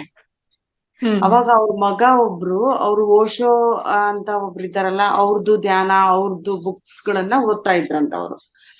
ಅಂತ ಸಮಯದಲ್ಲಿ ಅವ್ರೇನ್ ಮಾಡಿದ್ರಂತೆ, ನನ್ನ ತಾಯಿ ಇಷ್ಟು ನೋವು ಪಡ್ತಾ ಇದ್ದಾಳಲ್ವಾ, ಏನ್ ಮಾಡೋದು, ಇಂಜೆಕ್ಷನ್ ಕೊಡ್ತಾರೆ ಡಾಕ್ಟ್ರು, ಎಲ್ಲಾ ರೀತಿ ಅವರನ್ನ ಟ್ರೀಟ್ ಮಾಡ್ತಾರೆ. ಬಟ್ ಅವ್ರ ಮನಸ್ಸಿಗಾಗಿರತಕ್ಕಂತ ನೋವನ್ನ ಆ ಹಾಸ್ಪಿಟ್ಲ್ ಅಲ್ಲಿ ನರಕ ಯಾತನೆ ಅನುಭವಿಸ್ತಾ ಇರೋದನ್ನ ನೋಡಿ ಮಗಂಗೆ ಒಂಥರ ಆಗುತ್ತೆ. ಇದು ರಿಯಲ್ ಆಗಿ ನಡೆದಿರೋದು. ಮಗಗ್ ಒಂಥರ ಆದಾಗ ಅವ್ರು ಹೋಗಿ ಕಿವಿಯಲ್ಲಿ ಹೇಳ್ತಾರಂತೆ, ಯಾಕಿಷ್ಟು ಹಿಂಸೆಯನ್ನ ಪಡ್ತೀಯಾ, ನಿನ್ನ ಇಷ್ಟು ದಿನ ಮಕ್ಕಳು ಮೊಮ್ಮಕ್ಕಳು ಎಲ್ಲರನ್ನೂ ನೋಡಿದೀಯ ನೀನು, ದೇಹ ಬಿಟ್ಟು ಹೊರಟೋಗು, ಯಾಕೆ ಈ ದೇಹಕ್ಕೆ ಯಾತನೆಯನ್ನ ಕೊಡ್ತೀಯಾ ಅಂತ ಹೇಳಿ ವಿತಿನ್ 5 minutes ಅಲ್ಲೇ ದೇಹ ಬಿಟ್ಟು ಹೋಯ್ತಂತೆ ಆತ್ಮ. ಮೀನ್ ಅದು ನಾನು ಹೋಗಲ್ಲ ಅಂತ ಇರುತ್ತಂತೆ ಆತ್ಮ. ನಾನ್ ಇಷ್ಟು ದಿನ ಈ ದೇಹದಲ್ಲಿ ಬಾಳಿದೀನಿ, ಈ ದೇಹದಲ್ಲಿ ಬದುಕಿದೀನಿ, ನಾನು ಹೋಗಲ್ಲ ಅನ್ನೋದೇ ಅದು ನಮ್ ತೊಳಲಾಟ ಅಂತೆ. ಹಾಸಿಗೆಯಲ್ಲಿ ನರಳಾಡೋದು ಬಿಟ್ಟು ಹೋಗಕ್ಕಷ್ಟು ತಯಾರಿರಲ್ಲ ಆತ್ಮ. ಅವಾಗ ಇವ್ರು ಹೋಗಿ ಕಿವಿಯಲ್ಲಿ ಮೆಲ್ಲಗೆ ಹೇಳಿದ್ರಂತೆ, ಯಾಕೆ ನಮ್ ತಾಯಿಗೆ ಇಷ್ಟು ತೊಂದರೆಯನ್ನ ಕೊಡ್ತೀಯಾ ಆತ್ಮ, ನೀನು ಬಿಟ್ಟು ಹೋಗು, ನಿನಗೆ ಇನ್ನೊಂದು ಅವಕಾಶ ಸಿಗುತ್ತೆ, ನಮ್ ತಾಯಿ ನರಳಾಡೋದ್ ನನ್ಗೆ ನೋಡಕ್ ಆಗ್ತಾ ಇಲ್ಲ ಅಂತ ಆ ಓಶೋ ಅವರು ಇದರಲ್ಲ, ಅವ್ರ ಪುಸ್ತಕ ಓದಿ ಅವ್ರು ಪಡೆದಂತ ಜ್ಞಾನದಿಂದ ಇವ್ರು ಅವ್ರಿಗೆ ಅದನ್ನೊಂದು ಕಿವಿಯಲ್ಲಿ ಹೇಳಿದ್ರಂತೆ. ಹಂಗೇಳಿ ವಿತಿನ್ 5-10 minutes ಅಲ್ಲೇ ದೇಹ ಇದು ಆಯ್ತು. ಇದು ಹೆಂಗ್ ಗೊತ್ತಾಯ್ತು ಅಂದ್ರೆ, ನಮ್ಮ ಅಕ್ಕ ಅವರ ಅತ್ತೆನೆ, ಅವರು ಯಾರು ಅಲ್ಲ, ನಮ್ಮ ಅಕ್ಕ ಅವರ ಅತ್ತೆ, ಆಯ್ತಾ. ಅವಳು ಹಾಸ್ಪಿಟ್ಲ್ ಅಲ್ಲಿ ಡೈಲಿ ನೋಡ್ತಾ ಇದ್ಲಲ್ವಾ, ಗಂಜಿ ತಗೊಂಡೋಗೋದು, ಊಟ ಕೊಡೋದು, ಏನಂದ್ರು ಹೋಗ್ತಿರ್ಲಿಲ್ಲ. ಅವ್ರ ನರಳಾಟ ನೋಡ್ತಾ ಇದ್ಲ. ಅವ್ರ ಮೈದ್ನ ಈ ತರ ಅವ್ರಿಗೆ ಹೇಳಿದ್ರಂತೆ, ಹೇಳಿ 5 ನಿಮಿಷಕ್ಕೆ ಹೋಯ್ತು ಅಂತ. ಈ ವಿಷಯ ನಮಗೆ ನಮ್ಮ ಅಕ್ಕ ಹಂಚ್ಕೊಂಡ್ಲು. ಇದು ನಿಜಾನ ಅಥವಾ ನಿಜಾನ ಅನ್ನೋದ್ಕಿಂತ ನಿಜ ಅನ್ಸಿದೆ. ಬಟ್ ಅವರು ಕೆಲವೊಂದು ಇದನ್ನ ಓಶೋ ಅವರ ಪುಸ್ತಕಗಳನ್ನ ಓದ್ತಾರ ಅವರು. ನನಗೂ ಕೂಡ ಒಂದು ಧ್ಯಾನದ ಪುಸ್ತಕವನ್ನ ಕೊಟ್ಟಿದ್ರು, ನೀವ್ ಇದನ್ನ ಧ್ಯಾನ ಮಾಡ್ರಿ. ನಮಗೆ ನೀವೇನ್ ಹೇಳ್ತಾ ಇದ್ರಲ್ಲ ಮೇಡಮ್, ಅದೆಲ್ಲದನ್ನು ನನಗೆ ಅವ್ರು ಹೇಳ್ತಾ ಬಂದ್ರು, ನಾನು ಕೇಳ್ತಾ ಇದ್ದೆ ಮನಸ್ಸಿನಲ್ಲಿ. ಆಮೇಲೆ ಅವ್ರು ಹೇಳದ್ ನನಗೆ ಚೆನ್ನಾಗಿ ಕನೆಕ್ಟ್ ಆಗೋದು. ಅವಾಗ ಅವರು ಹೇಳಿದ್ರು, ನೀವು ತುಂಬಾ ಚೆನ್ನಾಗಿ ಬೇಗ ರೀಚ್ ಆಗ್ತಾ ಇದ್ದೀರಾ ಧ್ಯಾನಕ್ಕೆ, ಬೇಗ ನೀವು ಅದ್ರ ಬಗ್ಗೆ ತಿಳ್ಕೊಳ್ತಾ ಇದ್ದೀರಾ, ನಿಮ್ಮ ಆತ್ಮಕ್ಕೆ ಅದು ಬೇಗ ಟಚ್ ಆಗ್ತಾ ಇದೆ ಅಂತ ಹೇಳ್ತಾ ಇದ್ರು. ಹಂಗಾಗಿ ಅದ್ರ ಬಗ್ಗೆ ಗೊತ್ತಾಯ್ತು ಅನ್ಸುತ್ತೆ. ಮೇ ಬಿ ಹಿಂಗ ಆಗ್ಬೋದಾ, ಆಗಿದೆನಾ ಅಂತ. ಇನ್ನೊಂದ್ ವಿಷಯ ಹಂಚ್ಕೊಳ್ತೀನಿ. ನಮ್ ತಂದೆ ಇವಾಗ 8 months ಬ್ಯಾಕ್ ಬಾಡಿನ ಇದ್ ಮಾಡಿದ್ರು, ಆತ್ಮ ಹೋದ್ರು, ದೇಹ ಬಿಟ್ಟು ಹೋದ್ರು ಆತ್ಮ. ಅಂತ ಸಮಯದಲ್ಲಿ ನಾನು ತುಂಬಾ ಹೆದರ್ಕೊಂಡಿದ್ದೆ. ನಾನೇ ಅನ್ನೋದ್ಕಿಂತ ನಮ್ಮ ತಂದೆ ಆತ್ಮ ಜೊತೆಗೆ ನಾನು ಇದ್ದೆ ಅಲ್ಲಿ 5 ದಿವಸ ಇದ್ದಾಗ. ನಾನು ಅವರಿಗೆ ಟ್ರೀಟ್ಮೆಂಟ್ ಕೊಡ್ಸೋದು, ಮಾಡೋದು, ಒರೆಸೋದು, ಗಂಜಿ ಕುಡ್ಸೋದು, ಅವರಿಗೆ ಪ್ರೀತಿ ಮಾಡೋದು, ಮುದ್ದಾಡೋದು. ಅವ್ರಿಗೆ ಆತ್ಮ ಕೊನೆ ಸ್ಟೇಜಿಗೆ ಬಂದಿದೆ, ಅವ್ರಿಗೆ ಪ್ರೀತಿ ಕೊಡೋಣ, ಏನ್ ಮಾಡಿದ್ರು ಹೆಂಗೆ ಸಾಧ್ಯನೋ ಅಷ್ಟು ನಾನು ಅವ್ರನ್ನ ಪ್ರೀತಿಸ್ದೆ. ಹಾಸ್ಪಿಟ್ಲಲ್ಲೂ ಕೂಡ ಅಲ್ಲಿರೋ ಡಾಕ್ಟರ್ ಎಲ್ಲ ನಗ್ತಾ ಇದ್ರು, ಹೋಗೋ ಜೀವಕ್ಕೆ ಈ ಟೀಚರ್ ನೋಡ್ ಹೆಂಗ್ ಮಾಡ್ತಾ ಇದಾರೆ ಅಂತ ಹೇಳ್ತಾ ಇದ್ರು. ಬಟ್ ನನಗ್ ಗೊತ್ತಾಗ್ತಾ ಇತ್ತು, ನಮ್ ತಂದೆಗೆ ನನಗೆ ಈಗ ಕೊಡ್ಬೇಕಾಗಿರೋದು ಒಂದೇ, ಖುಷಿಯಿಂದ ದೇಹವನ್ನ ಬಿಟ್ಟು ಹೋಗ್ಲಿ ಆತ್ಮ, ನರಳ್ತಾ ಹೋಗೋದ್ ಬೇಡ, ಆತ್ಮಕ್ಕೆ ಖುಷಿ ಆಗ್ಲಿ ಅನ್ನೋದೊಂದು ನನ್ನ ಅನ್ಸಿಕೆ. ನನಗ್ ಮಾತ್ರ ಅದು ಅನ್ಸ್ತಿತ್ತು. ಆಮೇಲೆ ಏನಾಯ್ತು, ಮತ್ತೆ ಹೊರಗಡೆ ಬಂದ್ ಅಳ್ತಾ ಇದ್ದೆ, ಹೆಂಗಾಗ್ಬಿಡ್ತಲ್ಲ ನಮ್ ತಂದೆಗೆ ಅಂತ. ಇದನ್ನ ಅರಿತ ನಮ್ಮ ಅಕ್ಕ ಏನ್ ಮಾಡಿದ್ಲು, ಇವ್ರು ತಂದೆ ಬಾಳ ನರಳ್ತಾ ಇದಾರೆ ಅಂತ ಹೇಳ್ಬಿಟ್ಟು ಸ್ವಲ್ಪ ಗಂಗಾಜಲ ಅಂತ ಹೇಳ್ಬಿಟ್ಟು ತಂದ್ರು. ನಾವೆಲ್ರೂ ಪ್ರೇಯರ್ ಮಾಡಿ ಗಂಗಾಜಲವನ್ನ ತಗೊಂಡೋಗಿ ಅವ್ರಿಗೆ ಬಿಟ್ಟ ತಕ್ಷಣ ವಿತಿನ್ 10 minutes ಅಲ್ಲಿ ಅವ್ರ ದೇಹವನ್ನ ಬಿಟ್ಟೋಯ್ತು. ಇದೆಲ್ಲ ನಡೆದಾಗ ನಮಗೆ ಹೆಂಗಲ್ಲ, ಇದು ಎಷ್ಟೊಂದು ಅದ್ಭುತ ಅಲ್ಲ ಇವೆಲ್ಲ ಅಂತೇಳಿ. ಆಮೇಲೆ 6 ತಿಂಗಳು ತುಂಬಾ ದುಃಖದಲ್ಲಿದ್ದೆ ನಮ್ ತಂದೆ ಹೋದಾಗ. ಆಮೇಲೆ ಬರ್ತಾ ಗೊತ್ತಾಯ್ತು, ಇಲ್ಲ ಅವ್ರ ಕೆಲ್ಸ ಕಾರ್ಯಗಳನ್ನ, ಮಕ್ಕಳಿಗೆ ಎಜುಕೇಶನ್ ಕೊಟ್ಟಿದ್ದಾರೆ, ಎಲ್ಲ ಸುಸಂಸ್ಕೃತರನ್ನಾಗಿ ಮಾಡಿದ್ದಾರೆ, ಎಲ್ಲರನ್ನು ಒಳ್ಳೆ ಇದನ್ ಮಾಡಿದ್ದಾರೆ. ಅವರು ಈಗ ಹೋಗೋ ಸಮಯ ಬಂದಿದೆ, ಹೋಗಿದ್ದಾರೆ ಅಂತ ಹೇಳ್ಬಿಟ್ಟು ಧೈರ್ಯ ತಗೊಂಡು, ನಾನು ಅದನ್ನ ಇನ್ನೊಬ್ರಿಗೆ ಹೇಳೋವಷ್ಟು ಸ್ವಲ್ಪ ಜ್ಞಾನ ನನಗೆ ಉಂಟಾಗಿದೆ. ಜೊತೆಗೆ ಈ ಧ್ಯಾನ ಕ್ಲಾಸ್ ನನಗ್ ಸಿಕ್ಕಿದ್ದು ನನ್ನ ಆತ್ಮಕ್ಕೆ ಅಷ್ಟು ಸಂತೋಷ ಆಗಿದೆ ಅಂದ್ರೆ ಹೇಳಕ್ಕೆ ಆಗಲ್ಲ ಮೇಡಮ್. ನಿಜ ನನಗೆ ಕ್ಲಾಸ್ ನಾನು ಅನ್ಕೊಂತೀನಿ ಈ ಕ್ಲಾಸ್ಗಳು ನಮಗೆ ಅಷ್ಟು ಸುಲಭವಾಗಿ ಸಿಗಲ್ಲ. ನಾವ್ ಪೂರ್ವ ಜನ್ಮದ ಪುಣ್ಯ ಮಾಡಿದ್ದಕ್ಕೆ ಮಾತ್ರ ನಾನು ಈ ಕ್ಲಾಸ್ ನನಗೆ ನನ್ನ ಇಯರಿಗೆ ಬಂದಿದೆ, ನನ್ನ ಆತ್ಮಕ್ಕೆ ಸಿಕ್ಕಿದೆ ಅಂತ ನಾನು ಅಷ್ಟು ಸಂತೋಷ. 300 ಜನ್ಮಗಳು ದಾಟಿದ್ರೇನಂತೆ ಮೇಡಮ್ ಬರೋದಕ್ಕೆ ಈ ಧ್ಯಾನ ಮಾರ್ಗಕ್ಕೆ. ಅಷ್ಟು ಸುಲಭವಾಗಿ ಯಾರು ಬರಲ್ವಂತೆ. ಒಳ್ಳೆ ಸೇವೆ ಮಾಡಿರ್ಬೇಕಂತೆ, ಅರ್ಹತೆ ಇರ್ಬೇಕಂತೆ. ಅದು ಭೀಮಾವರಮಲ್ಲಿ ಮಾತ್ರ ಅರ್ಹತೆ ಸಿಗುತ್ತೆ. ಈಗ ನಾನು ಭೀಮಾವರಂ ಹೋಗಿದ್ದಕ್ಕೆ ನಾನು ಇವಾಗ ಅಷ್ಟು ಮಾತಾಡ್ಬಲ್ಲ ಆಗ್ತಾ. ಈ ಮುಂಚೆ ಇಷ್ಟು ಮಾತಾಡ್ತಿರ್ಲಿಲ್ಲ. ನಾನು ಅಷ್ಟು ಸೈಲೆಂಟ್ ಆಗಿದ್ದೆ. ಅಂದ್ರೆ ನನಗ್ ಕಷ್ಟಗಳು ತುಂಬಾನೇ ಇದೆ. ಅಂದ್ರೆ ಸೆಕೆಂಡ್ ಕರೋನಾದಲ್ಲಿ ಹಸ್ಬೆಂಡ್ ಡೆತ್ ಆಗ್ಬಿಟ್ರು, ಮನೆ ಕಟ್ಸಿದ್ರು, ಎಲ್ಲ ಲೋನ್ಸ್ ಇದೆ. ಇವಾಗ ಸದ್ಯಕ್ಕೆ ಕ್ಲಿಯರ್ ಆಗ್ತಾ ಇದೆ. ಆ ಜ್ಞಾನ ಹೋಗ್ಬೇಕು, ಒಂದ್ 6 months ಹೋಗ್ಬೇಕು ಅನ್ಕೊಂಡು ಪಟ್ಟಿಡ್ದೆ ನೋಡಿ. ಅದು ಹಿಡ್ದಿದ್ದಕ್ಕೆ ನನ್ಗೆ ಇವಾಗ ಆ ಜ್ಞಾನ ತಿಳ್ಕೊಂಡು ನಾನು 10 ಜನಕ್ಕೆ ಹೇಳುವ ಕೆಪಾಸಿಟಿ ಬಂದಿರೋದು ಆ ಧ್ಯಾನ ಮುಖಾಂತರ. ಧ್ಯಾನದಿಂದ ಶಕ್ತಿ ಬರುತ್ತೆ. ಧ್ಯಾನದಿಂದ ಶಕ್ತಿ ಬರುತ್ತೆ. ಆ ಜ್ಞಾನ ಏನ್ ಮಾಡುತ್ತೆ ಅಂದ್ರೆ ನಾವು ಜೀವಿಸೋ ಗುಣ ಚೇಂಜ್ ಆಗುತ್ತೆ. ಆ ಗುಣ ಚೇಂಜ್ ಆಗ ನಮ್ಗೆ ಹ್ಯಾಪಿನೆಸ್ ಅನ್ನೋದು ಬರುತ್ತೆ. ಹ್ಯಾಪಿನೆಸ್ ಎಲ್ಲೂ ಇಲ್ಲ, ನಮ್ಮೊಳಗೆ ಇದೆ. ನಾವ್ ಅದನ್ನ ಹುಡುಕ್ಬೇಕು ಅಷ್ಟೇ ಹೊರತಾಗಿ ಅವರಿಂದ ಬರೋದು ಇವರಿಂದ ಬರೋದು, ಅವ್ರು ಮಾಡ್ತಾರೆ ಇವ್ರು ಮಾಡ್ತಾರೆ ಅಂತ ಅಲ್ಲ. ಇವಾಗ ಈ ಜ್ಞಾನ ಎಲ್ಲ ನಾನು ಹೇಳ್ತಾ ಇರೋದು ಆ ಸರ್ ಮೇಡಮ್ ಪತ್ರಿಜಿ ಸರ್ ನನಗ್ ಗೊತ್ತಿಲ್ಲ, ಬಟ್ ಆ ಸರ್ ಮೇಡಮ್ ಅವ್ರ ಆ ಸಾಂಗತ್ಯದಿಂದ ಅವರು ಅಷ್ಟು ಕೋಟೀಶ್ವರ. ಅವರು ಆ ಕೋಟೀಶ್ವರ ಅವ್ರಾದ್ರೂನು ನಮ್ಗೆ ಎಷ್ಟು ಜ್ಞಾನ ತಿಳಿಸ್ಕೊಂತಾ ಇದಾರೆ ಅಂದ್ರೆ ಪ್ರತಿ ತಿಂಗಳು 1, 2, 3 ಆ 6 ತಿಂಗಳು ಹೋಗಿ. ನಿಮ್ ತೆಲುಗು ಬರುತ್ತಾ ಮೇಡಮ್? ಕೊಂಚ ತೆಲುಗು ಬರುತ್ತೆ. ಕೊಂಚ ಅದನ್ನ ಅವ್ರು ಪರವಾಗಿಲ್ಲ. ಅವರು ಧ್ಯಾನ ಮಾಡ್ತೀವಲ್ಲ, ಬೆಳಗ್ಗೆ ಸ್ನಾನ ಮಾಡ್ಬಿಟ್ಟು ಧ್ಯಾನಕ್ಕೆ ಕೂತ್ಕೊಳ್ಳಿ. ಅವಾಗ ನೋಡಿ ಆ ವೈಬ್ರೇಷನ್ಸ್ ಅನ್ನೋದು. ಆಮೇಲೆ 4 6:30 ಧ್ಯಾನ ಮಾಡಿಸ್ತಾರ.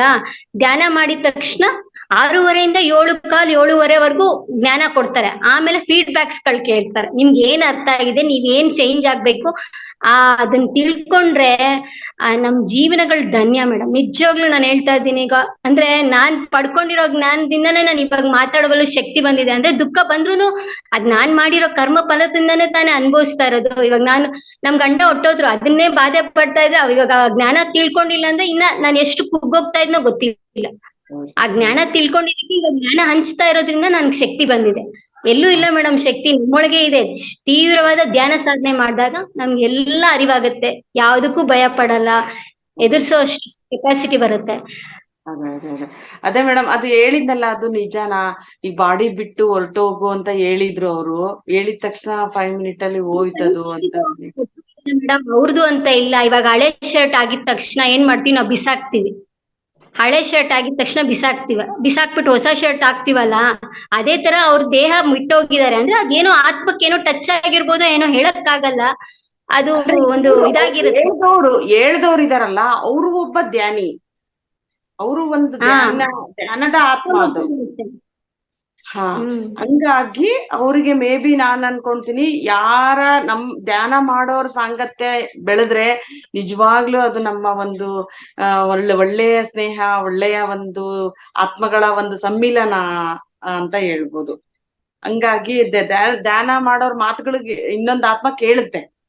ಹೌದು, ಆ ಕೇಳೋದ್ರಿಂದಾನೇ ಅದು ಮಾಡ್ಕೊಂಡಿರುತ್ತೆ. ಅದಕ್ಕೆ ದೇಹ ಅಲ್ಲ ನಾನು. ಯಾವಾಗ್ಲೂ ನಾವೇನ್ ಅನ್ಕೋಬೇಕು, ಆತ್ಮ. ನಾನು ಆತ್ಮ.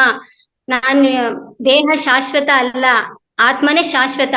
ಅದಕ್ಕೆ ಆತ್ಮ ವೃದ್ಧಿ ಆಗ್ಬೇಕಂದ್ರೆ ಮನ್ಸು ಶುದ್ಧಿ ಮಾಡ್ಕೋಬೇಕು. ಮನ್ಸು ಶುದ್ಧಿ ಆದಂಗೆಲ್ಲ ನೋಡಿ, ಇವಾಗ 2.5 ಗಂಟೆ ಇಲ್ಲ 4 hours ಮಾಡಿ ದಿನಕ್ಕೆ 4 hours ಧ್ಯಾನ ಮಾಡ್ತಾ ಇದ್ರೆ ಅವತ್ತಿಂದು ಕ್ಲಾರಿಟಿ ಆಗುತ್ತೆ. ನಮ್ಗೆ ಶಕ್ತಿವಂತರಾಗ್ತಿವಿ. ಅಂದ್ರೆ ಅವತ್ತೇನೋ ಬೆಳಗ್ಗೆಯಿಂದ ಸಂಜೆವರೆಗೂ ನಮ್ಗೆ ಏನೋ ಜಾಸ್ತಿ ಹೊತ್ತು ಪ್ರಾಪಂಚಿಕದಲ್ಲೇ ಇರ್ತೀವಿ. ಯಾವಾಗ ಧ್ಯಾನದಲ್ಲಿ ಕೂತ್ಕೊಂತೀವೋ ಅವಾಗ ಆಧ್ಯಾತ್ಮಿಕದಲ್ಲಿ ಇರ್ತೀವಿ. ಅಂದ್ರೆ ನಾವು ಸ್ಪಿರಿಚುವಲ್ ಅಲ್ಲಿ ಇರ್ತೀವಿ. ಅಂದ್ರೆ ಆ ಸ್ಪಿರಿಚುವಲ್ ಅಲ್ಲಿ ಇದ್ದಾಗ ನಮ್ಗೆ ಜ್ಞಾನ ಇದಾಗ್ತಾ ಇರುತ್ತೆ, ಜ್ಞಾನ ಪಾಸ್ ಆಗ್ತಾ ಇರುತ್ತೆ. ಅದು ಒಳಗಿಂದ ಏನೇನೋ ವಾಯ್ಸಸ್ ಬರುತ್ತೆ. ಆ ವಾಯ್ಸ್ ಇಂದ ನಾವೇನ್ ಮಾಡ್ಬೇಕು, ನಾವು ಚೇಂಜಸ್ ತಂದ್ಕೋಬೇಕು. ನನ್ ಕೂರಕ್ ಆಗಲ್ಲ, ನನಗೆ ಇದಾಗಲ್ಲ ಅಂದ್ರೆ ಹೀಲ್ ಆಗ್ತಾ ಇರುತ್ತೆ. ಆ ಶಕ್ತಿ ಅನ್ನೋದು ಪ್ರವರ್ತಿರುತ್ತೆ. ಆ ಪ್ರವರ್ತಿಸಿದಾಗ ನಾಡಿ ಮಂಡಲ ಎಲ್ಲ ಶುದ್ಧಿ ಆಗುತ್ತಲ್ಲ, ಶುದ್ಧಿ ಆದಾಗ ಏನಾಗುತ್ತೆ, ನಮ್ಗೆ ಅದು ಆ ನೋವು ಇದಾಗ್ತಾ ಇರುತ್ತೆ, ಕ್ಯೂರ್ ಆಗ್ತಾ ಇರುತ್ತೆ. ಅದಕ್ಕೆ ಭಯ ಪಡಬಾರ್ದು. ಆ ಕ್ಯೂರ್ ಆದಾಗ ಏನಾಗುತ್ತೆ, ನಮ್ಗೆ ಅದು ಹೀಲ್ ಆಗ್ತಾ ಇದೆ ಅಂತ ಅರ್ಥ ಮಾಡ್ಕೋ, ವಾಸಿ ಆಗ್ತಾ ಇದೆ ಅಂತ ಅರ್ಥ ಮಾಡ್ಬೇಕು. ವಾಸಿ ಹೋದಾಗ ಆಮೇಲೆ ನಮ್ಗೆ 1-2 ದಿವಸ ಆದ್ಮೇಲೆ ಎಲ್ಲ ಕ್ಯೂರ್ ಆಗೋಗ್ಬಿಡುತ್ತೆ. ಅಂದ್ರೆ ನಾವು ನಿನ್ನೆ ಒಬ್ರು ಮೇಡಮ್ ಕೇಳಿದ್ರು ನೋಡ್ರಿ, ನನಗೆ ಆಗ್ತಾನೆ ಇಲ್ಲ, ನನಗೆ ಆಗ್ತಾ ಇಲ್ಲ ಅಂದ್ರಲ್ಲ, ಅದು ಒಂದು ತೊಳಲಾಟ. ಈಗ ಯಾವ್ದೋ ಒಂದು ಶಕ್ತಿಯನ್ನ ಪಡಿಬೇಕು ಅಂದ್ರೆ ಕಷ್ಟ ಪಡ್ಲೇಬೇಕು. ಆತ್ಮನ ಒಂದ್ ಕಡೆ ಕೂರ್ಸ್ಬೇಕು ಅಂದ್ರೂ ಕೂಡ ಅದಕ್ಕೆ ಕಷ್ಟ ಪಡ್ಲೇಬೇಕು. ಫಸ್ಟ್ ಎಲ್ಲಾ ಮನುಷ್ಯನಿಗೂ ಹಾಗೆ ಆಗುತ್ತೆ.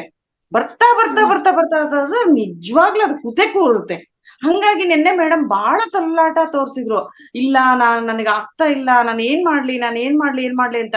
ಆ ತೊಳಲಾಟನ ಧ್ಯಾನದಲ್ಲಿ ಕೂರಿಸ್ಬಿಟ್ರೆ ನಿಜವಾಗ್ಲೂ ಆಗತ್ತೆ. ಅಂದ್ರೆ ಪದೇ ಪದೇ ಹೇಳ್ಕೋಬಾರ್ದು ಅದನ್ನ. ಐ ಮೀನ್ ನನಗೆ ಆಗ್ತಾ ಇಲ್ಲ ಅಂತ ಹೇಳ್ಕೋಬಾರ್ದು. ನೋಡೋಣ ಏನಾಗುತ್ತೆ ನೋಡೋಣ ಅಂತ ಗಟ್ಟಿ ಮನಸ್ಸು ಮಾಡ್ಕೂತ್ರೆ ನಿಜವಾಗ್ಲೂ ಆತ್ಮ ಧ್ಯಾನ ಕೂರುತ್ತೆ. ಅದು ಮಗು ಇದ್ದಂಗೆ. ಆತ್ಮ ಒಂದ್ ಮಗು ಇದ್ದಂಗೆ ಹಠ ಮಾಡುತ್ತೆ ಅದು ಆತ್ಮ. ನಾನ್ ಕೂರಲ್ಲ, ನೀನ್ ನನಗೆ ಹೆಂಗಿರ್ತೀಯೋ ನೀನ್ ಹಂಗೆ ಇರು, ನಾನ್ ಕೂರಲ್ಲ ಅನ್ನತ್ತೆ. ಧ್ಯಾನ ಕೂರ್ಸಿದ್ರೆ ಅದಕ್ಕೊಂಥರ ಸಂಸ್ಕೃತಿ ಕೊಟ್ಟಂಗೆ, ಸಂಸ್ಕಾರ ಕೊಡ್ತಾಳಲ್ಲ ಇವಳು, ನನಗೆ ಫ್ರೀಯಾಗಿ ಬಿಡ್ತಾ ಇಲ್ಲ ಅಂತ ಇರುತ್ತೆ. ಅವಾಗ ನಾವು ಇಲ್ಲ ಬಾ ಮಗು ಅಂತ ಹೇಳಿ ಮಗುನ್ ಹೆಂಗೆ ಪ್ರೀತಿ ಮಾಡಿ ಆ ಮಗುನ ಒಂದ್ ದಾರಿಗೆ ತರ್ತೀವೋ ಹಂಗೆ ಆತ್ಮಕ್ಕೆ ನಾವು ಅದಕ್ಕೊಂದು ಕೂರ್ಸೋಕೆ ನಾವು ಒಂದು ಇಂಟ್ರೆಸ್ಟ್ ಕೊಟ್ಟಾಗ ರಿಯಲಿ ಆತ್ಮ ಕೂರುತ್ತೆ ಅನ್ನೋದನ್ನ ನೆನ್ನೆ ನಾನು ಅನ್ಕೊಂಡೆ ಆ ಮೇಡಮ್ ತೊಳಲಾಟ ನೋಡ್ಬಿಟ್ಟು. ಬಟ್ ಇವತ್ತು ಧ್ಯಾನ ನನಗ್ ಚೆನ್ನಾಗಾಯ್ತು ಮೇಡಮ್, ನಿಮ್ ಜೊತೆ ಧ್ಯಾನ. ಬಟ್ ನನಗೊಂದು ಅನ್ಸುತ್ತೆ, ಗ್ರೂಪ್ ಅಲ್ಲಿ ಆತ್ಮಗಳು ಸೇರಿ ಧ್ಯಾನ ಮಾಡಿದಾಗ ಎನರ್ಜಿ ಜಾಸ್ತಿ ಕ್ರಿಯೇಟ್ ಆಗುತ್ತೆ ಅನ್ಕೊಂತೀನಿ. ಖಂಡಿತ ಮೇಡಮ್. ನಾವೇನ್ ಮಾಡ್ತೀವಿ ಗೊತ್ತಾ ಮೇಡಮ್, ನಮ್ ಸರ್ ಲಿಂಕ್ ಕಳ್ಸಿದಾರಲ್ಲ, ಆ ಲಿಂಕ್ ಕಳಿಸಿದಾಗ ಏನಾಗುತ್ತೆ ಅಂದ್ರೆ ಒಟ್ಟಿಗೆ 200-300 ಮೆಂಬರ್ಸ್ ಒಟ್ಟಿಗೆ ಧ್ಯಾನ ಮಾಡ್ತಾರೆ. ಎಲ್ಲ ವಿಡಿಯೋ ಆನ್ ಮಾಡ್ಕೊಂಡಿರ್ತಾರೆ. ಮಾಡಿದಾಗ ಆ ವೈಬ್ರೇಷನ್ಸ್ ಏನ್ ಚೆನ್ನಾಗಿರುತ್ತೆ ಗೊತ್ತಾ. ಅಂದ್ರೆ ಮನೇಲಿ ಕುತ್ಕೊಂಡೆ, ನಮ್ ಮನೇಲೆಲ್ಲ ವಾತಾವರಣ ಎಲ್ಲ ಫುಲ್ ಚೇಂಜ್ ಆಗುತ್ತೆ. ಅದಕ್ಕೆ ವಿಡಿಯೋ ಆನ್ ಮಾಡಿ ಅಂತ ಸರ್ ಯಾವಾಗ್ಲೂ ಬೈತಾನೆ ಇರ್ತಾರೆ ನಮ್ಗೆ. ವಿಡಿಯೋ ಆನ್ ಮಾಡ್ಕೊಳ್ಳಿ, ಏನ್ ವಿಡಿಯೋ ಹಾಕಿದ್ರೆ ಏನಾಗುತ್ತೆ, ಆ ವಿಡಿಯೋ ಇಂದ ನಮ್ಗೆ ವೈಬ್ರೇಷನ್ ಟಚ್ ಆಗುತ್ತೆ. ಆ ವೈಬ್ರೇಷನ್ ಇಂದ ಒಟ್ಟಿಗೆ ಎಲ್ಲಿ ಮಾಡಕ್ ಆಗುತ್ತೆ ಮೇಡಮ್. ಇವಾಗ ಝೂಮ್ ಬಂದಿರೋದು ಅಲ್ವಾ, ನಮ್ಮ ಇದನ್ನ ವಿಡಿಯೋನ ಆನ್ ಮಾಡ್ಕೊಂಡ್ರೆ ನಮ್ಮ ಸೌಂದರ್ಯ ಇನ್ನ ದುಪ್ಪಟ್ಟಾಗುತ್ತೆ ಮೇಡಮ್. ಹೌದು ಮೇಡಮ್. ಧ್ಯಾನ ಮಾಡ್ತಾ ನಮ್ ಸೌಂದರ್ಯನು ಮಾಡ್ಕೊಳಲ್ಲ. ಅದೇ ಥ್ಯಾಂಕ್ ಯು. ಒಳ್ಳೆ ಕೆಲ್ಸ ಬಿಡ್ರಿ. ಆಯ್ತು, ನಾನು ಒಂದ್ ಸ್ವಲ್ಪ ಸಂಕೋಚ ಅನ್ನೋದಿರುತ್ತೆ, ಬಟ್ ಸಂಕೋಚ ಬಿಟ್ಟು ಮಾತಾಡಕ್ ಇಷ್ಟಪಡ್ತೀವಿ. ಎಲ್ರು ಮಾತನಾಡ್ಬೇಕಾದ್ರೆ ವಿಡಿಯೋ ಆನ್ ಮಾಡ್ಕೊಂಡ್ರೆ ನಮಗೂ ಕೂಡ ಅನುಕೂಲನೇ. ಕರೆಕ್ಟ್ ನೀವ್ ಹೇಳೋದು 100% ಸತ್ಯ. Okay madam, thank you madam. ಇನ್ನೊಬ್ಬ ಆತ್ಮಗಳು ಕಾಯ್ತಾ ಇರ್ತಾರೆ. ನಾನು ತುಂಬಾ ಸಮಯ ತಗೊಂಡ್ರೆ ಪಾಪ ಅವ್ರ ಪ್ರಶ್ನೆಗಳಿಗೆ ಅವಕಾಶ ಆಗಲ್ಲ. Thank you. Nagaratna madam hand raise ಮಾಡಿದ್ದೀರಾ, ಮಾತಾಡ್ತೀರಾ ಮೇಡಮ್? ಮೇಡಮ್ ಅನ್ಮ್ಯೂಟ್ ಆಗಿದೆ, ಮಾತಾಡಿ ಮೇಡಮ್. ನಾಗರತ್ನ. ನಮಸ್ತೆ ಮೇಡಮ್. ನಮಸ್ತೆ ಮೇಡಮ್. ಮೇಡಮ್ ನೀವು ಹೇಳಿದ್ರಿ ನಾನು ಸ್ನಾನ ಮಾಡ್ಕೊಂಡು ಕುತ್ಕೊಳ್ಳಿ ಧ್ಯಾನಕ್ಕೆ ಅಂತ. ಒಂದ್ 10 ನಿಮಿಷ 1/4 ಗಂಟೆ ಸ್ವಲ್ಪ ಮೂಡು ದೇವ್ರ ಮನೇಲಿ ಕುತ್ಕೊಂಡು ಮಾಡಿದ್ರೆ ಸ್ವಲ್ಪ ಪರವಾಗಿಲ್ಲ ಅನ್ಸುತ್ತೆ. ಮತ್ತೆ ಏನೂ ನೆನ್ಸ್ಕೋಬಾರ್ದು, ಬರೀ ಉಸಿರಾಟದ ಮೇಲೆ ಗಮನ ಇರ್ಲಿ ಅಂತೀರಾ. ಅದನ್ನ ಇನ್ನೂ ಪ್ರಾಕ್ಟೀಸ್ ಆಗ್ತಾ ಇಲ್ಲ ಮೇಡಮ್. ನಾನು ಅಂದ್ರೆ ದೈವಿಜ್ಞಾನ ಅಂತ ನಾವು ಲಿಂಗಾಯಟ್ಸು ಶಿವ ಪೂಜೆ ಮಾಡ್ಬೇಕಾದ್ರೆಲ್ಲ ನಾನು ಯಾವ್ಯಾವ ದೇವಸ್ಥಾನಕ್ಕೆ ಹೋಗಿದ್ವಿ ಅದನ್ನೆಲ್ಲ ಕಣ್ಮುಂದೆ ಇದ್ ಮಾಡ್ಕೊಂಡು ಓಂ ನಮಃ ಶಿವ ಎಲ್ಲ ಹೇಳ್ಕೊತಾ ಇರ್ತೀವಿ. ಪುರಿ ಜಗನ್ನಾಥಕ್ಕೆ ಹೋಗಿದ್ದೆ, ಕೃಷ್ಣನ್ ಜಪ ಮಾಡ್ಬೇಕಾದ್ರೆ ಕೃಷ್ಣನ್ ನೆನ್ಸ್ಕೊತೀನಿ. ಅದಿಲ್ಲ ಆತರ ನೆನ್ಸ್ಕೊಂಡ್ ಮಾಡಿದಾಗ ಮಾತ್ರ ಒಂದ್ 5 ನಿಮಿಷ ಧ್ಯಾನ ಆ ಕಡೆ ಹೋಗಿರುತ್ತೆ. ಮತ್ತೆ ಅದು ಒಂದ್ ಸ್ವಲ್ಪ ಇದಕ್ಕೆ ಬಂದ್ಬಿಡುತ್ತೆ ಮೇಡಮ್. ಆತರ ಆಗುತ್ತೆ. ಏನು ಮಾಡಕ್ ಹೋಗ್ಬೇಡಿ ನೀವು. ಅಂದ್ರೆ ವಿಡಿಯೋ ಆನ್ ಮಾಡ್ಕೊಳ್ಳಿ. ಇವಾಗ ತಾನೇ ಹೇಳ್ದಲ್ಲ. ಏನಿಲ್ಲ ಮೇಡಮ್, ಏನಾಗುತ್ತೆ ಗೊತ್ತಾ, ನೀವ್ ಏನ್ ನೆನ್ಸ್ಕೋಬೇಡಿ, ಮನ್ಸ್ ಕೆಲ್ಸ ಮಾಡುತ್ತೆ. ನೀವು ಧ್ಯಾನ ಮಾಡಿದಾಗ ದೇವ್ರ ನೆನ್ಸ್ಕೊಂತೀರಲ್ಲ, ಓಂ ನಮಃ ಶಿವ ಅಂದಾಗ ಮನ್ಸು ಕೆಲ್ಸ ಮಾಡುತ್ತೆ. ಮನ್ಸು ಕೆಲ್ಸ ಮಾಡಬಾರ್ದು. ಯಾವಾಗ ಕೆಲ್ಸ ಮಾಡಲ್ವೋ ಅವಾಗ ನಮ್ಗೆ ಇದಾಗುತ್ತೆ. ಇವಾಗ ನಾವು ಓಂ ನಮಃ ಶಿವ ಅಂತ ಹೇಳ್ಕೊಂಡು ನಾವೇ ಭಗವಂತರು, ಇನ್ನೆಲ್ಲಿದೆ ಭಗವಂತ? ಇವಾಗ ಭಗವಂತ ನಾವೇ ಅಂತ ತಿಳಿದ್ಮೇಲೆ ಇನ್ಯಾಕ್ ಎಲ್ಲ ಬೇರೆ ಮಂತ್ರಗಳಾಗ್ಲಿ ಏನಕ್ ಮಾಡ್ಬೇಕು? ಸುಮ್ನೆ ಶ್ವಾಸನ್ ಗಮನಿಸ್ತಾ ಹೋಗಿ, ಹಾಗೆಲ್ಲ ಸರಿ ಹೋಗುತ್ತೆ ನಿಮ್ಗೆ. ಏನು ಇಲ್ಲ. 3 ಗಂಟೆ ಕರೆಕ್ಟ್ ಆಗಿ ಎಚ್ಚರ ಆಗ್ಬಿಡ್ತಾರೆ ಮೇಡಮ್. ಎದ್ದು ಶೌಚಕ್ರಿಯೆಗಳು ಮುಗಿಸ್ಕೊಂಡ್ಬಂದು ಸ್ನಾನ ಮಾಡ್ಕೊಂಡು ಕೂತ್ಕೊಂಡಿರ್ತೀನಿ. ಮೊನ್ನೆ ಆತರ ನೀವ್ ಹೇಳಿದ್ರು ಮೊನ್ನೆ. ಮತ್ತೆ ಒಂದ್ 5 ನಿಮಿಷ ಸುಮ್ನೆ ಗಂಗಾ ಜಲ ಇದ್ ಮಾಡ್ಕೊಂಡ್ಬಿಟ್ಟು ಬಂದು ಕೂತ್ಕೊಂಡೆ. ಆತರ ಆಯ್ತು. ಇವತ್ತು ಅಕ್ಷಯ ತೃತೀಯ ಇತ್ತು, ಸ್ವಲ್ಪ ಕೆಲಸ ಜಾಸ್ತಿ ಆಯ್ತು, ಧ್ಯಾನಕ್ಕೆ ಹೋಗಿಲ್ಲ. ಸಾಯಂಕಾಲ ಮಾಡ್ಬೇಕು. ಅದು ಒನ್ ಟೈಮ್ ಯಾವ್ದಾದ್ರು ಒನ್ ಟೈಮ್ ಮಾಡೋಣ ಅಂತ. ಮನೇಲಿ ಸ್ವಲ್ಪ ಬಿಸಿ ಇರುತ್ತೆ, ಕೆಲ್ಸನೂ ಇರುತ್ತೆ. ಆತರ ಆಗಿ ನಾನು ಒಬ್ಳೆ ಬೇರೆ ಇರೋದು ಮನೇಲಿ. ನನ್ ಮಗಳೆಲ್ಲೋ ಕಾಲೇಜ್ಗೆಲ್ಲ ಹೋಗ್ತಾ ಇದ್ದಾಳೆ.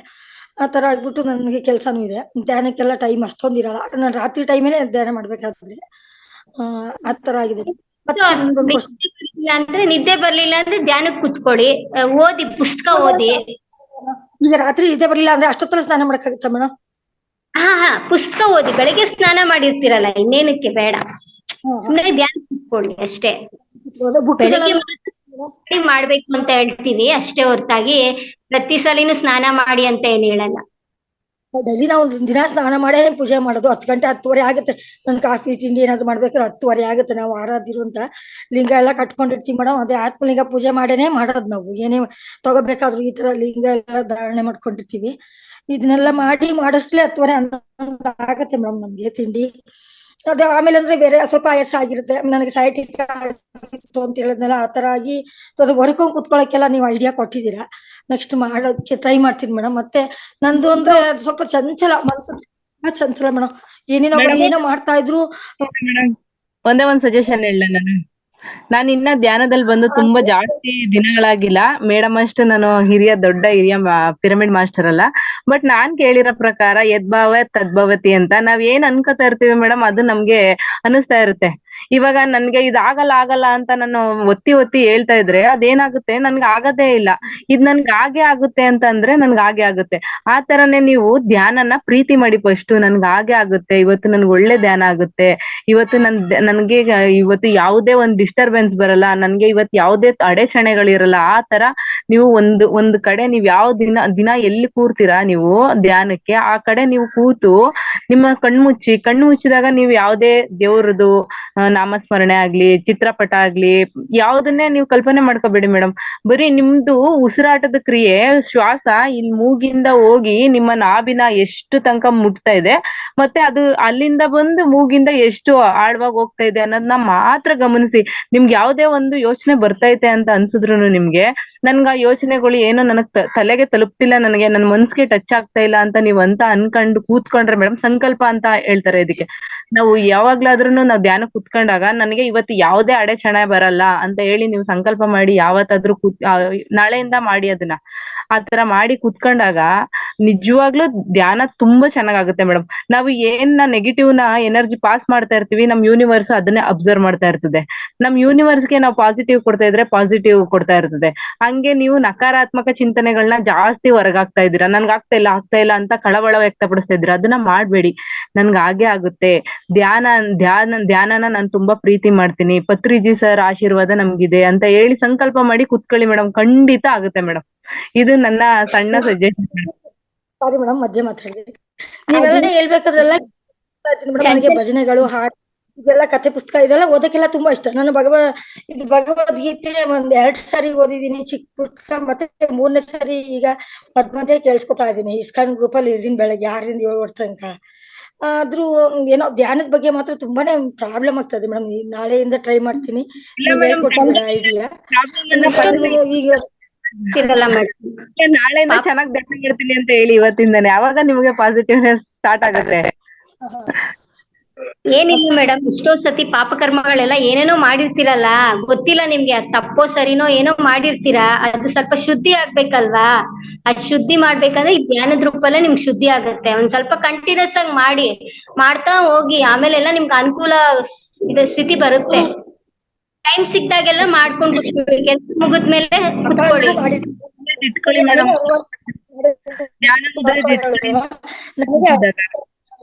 ಆರಾಮ್ ಬಿಡು, ನನಗೆ ಗೊತ್ತು. ಎಲ್ಲಿಗೆ ಉಪಯೋಗಿಸು, ಬಗೆ ಮಾಡ್ಬೇಡ. ಎಲ್ಲಿಗೆ ಉಪಯೋಗಿಸು, ಎಲ್ಲ ಕೆಲಸ ಮಾಡು, ಬಾರ ಮಾತ್ರ ಎತ್ಬೇಡ. Hello madam. ಹಾ ಹೇಳಿ ಮೇಡಮ್, ಮಾತಾಡಿ ಮೇಡಮ್.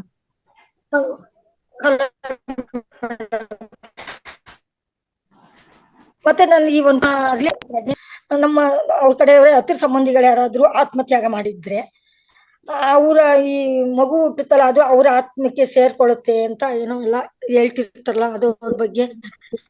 ಆತರ ಏನಿಲ್ಲ, ಆತರ ಬೈಸಕ್ ಹೋಗ್ಬೇಡಿ. ಆತರ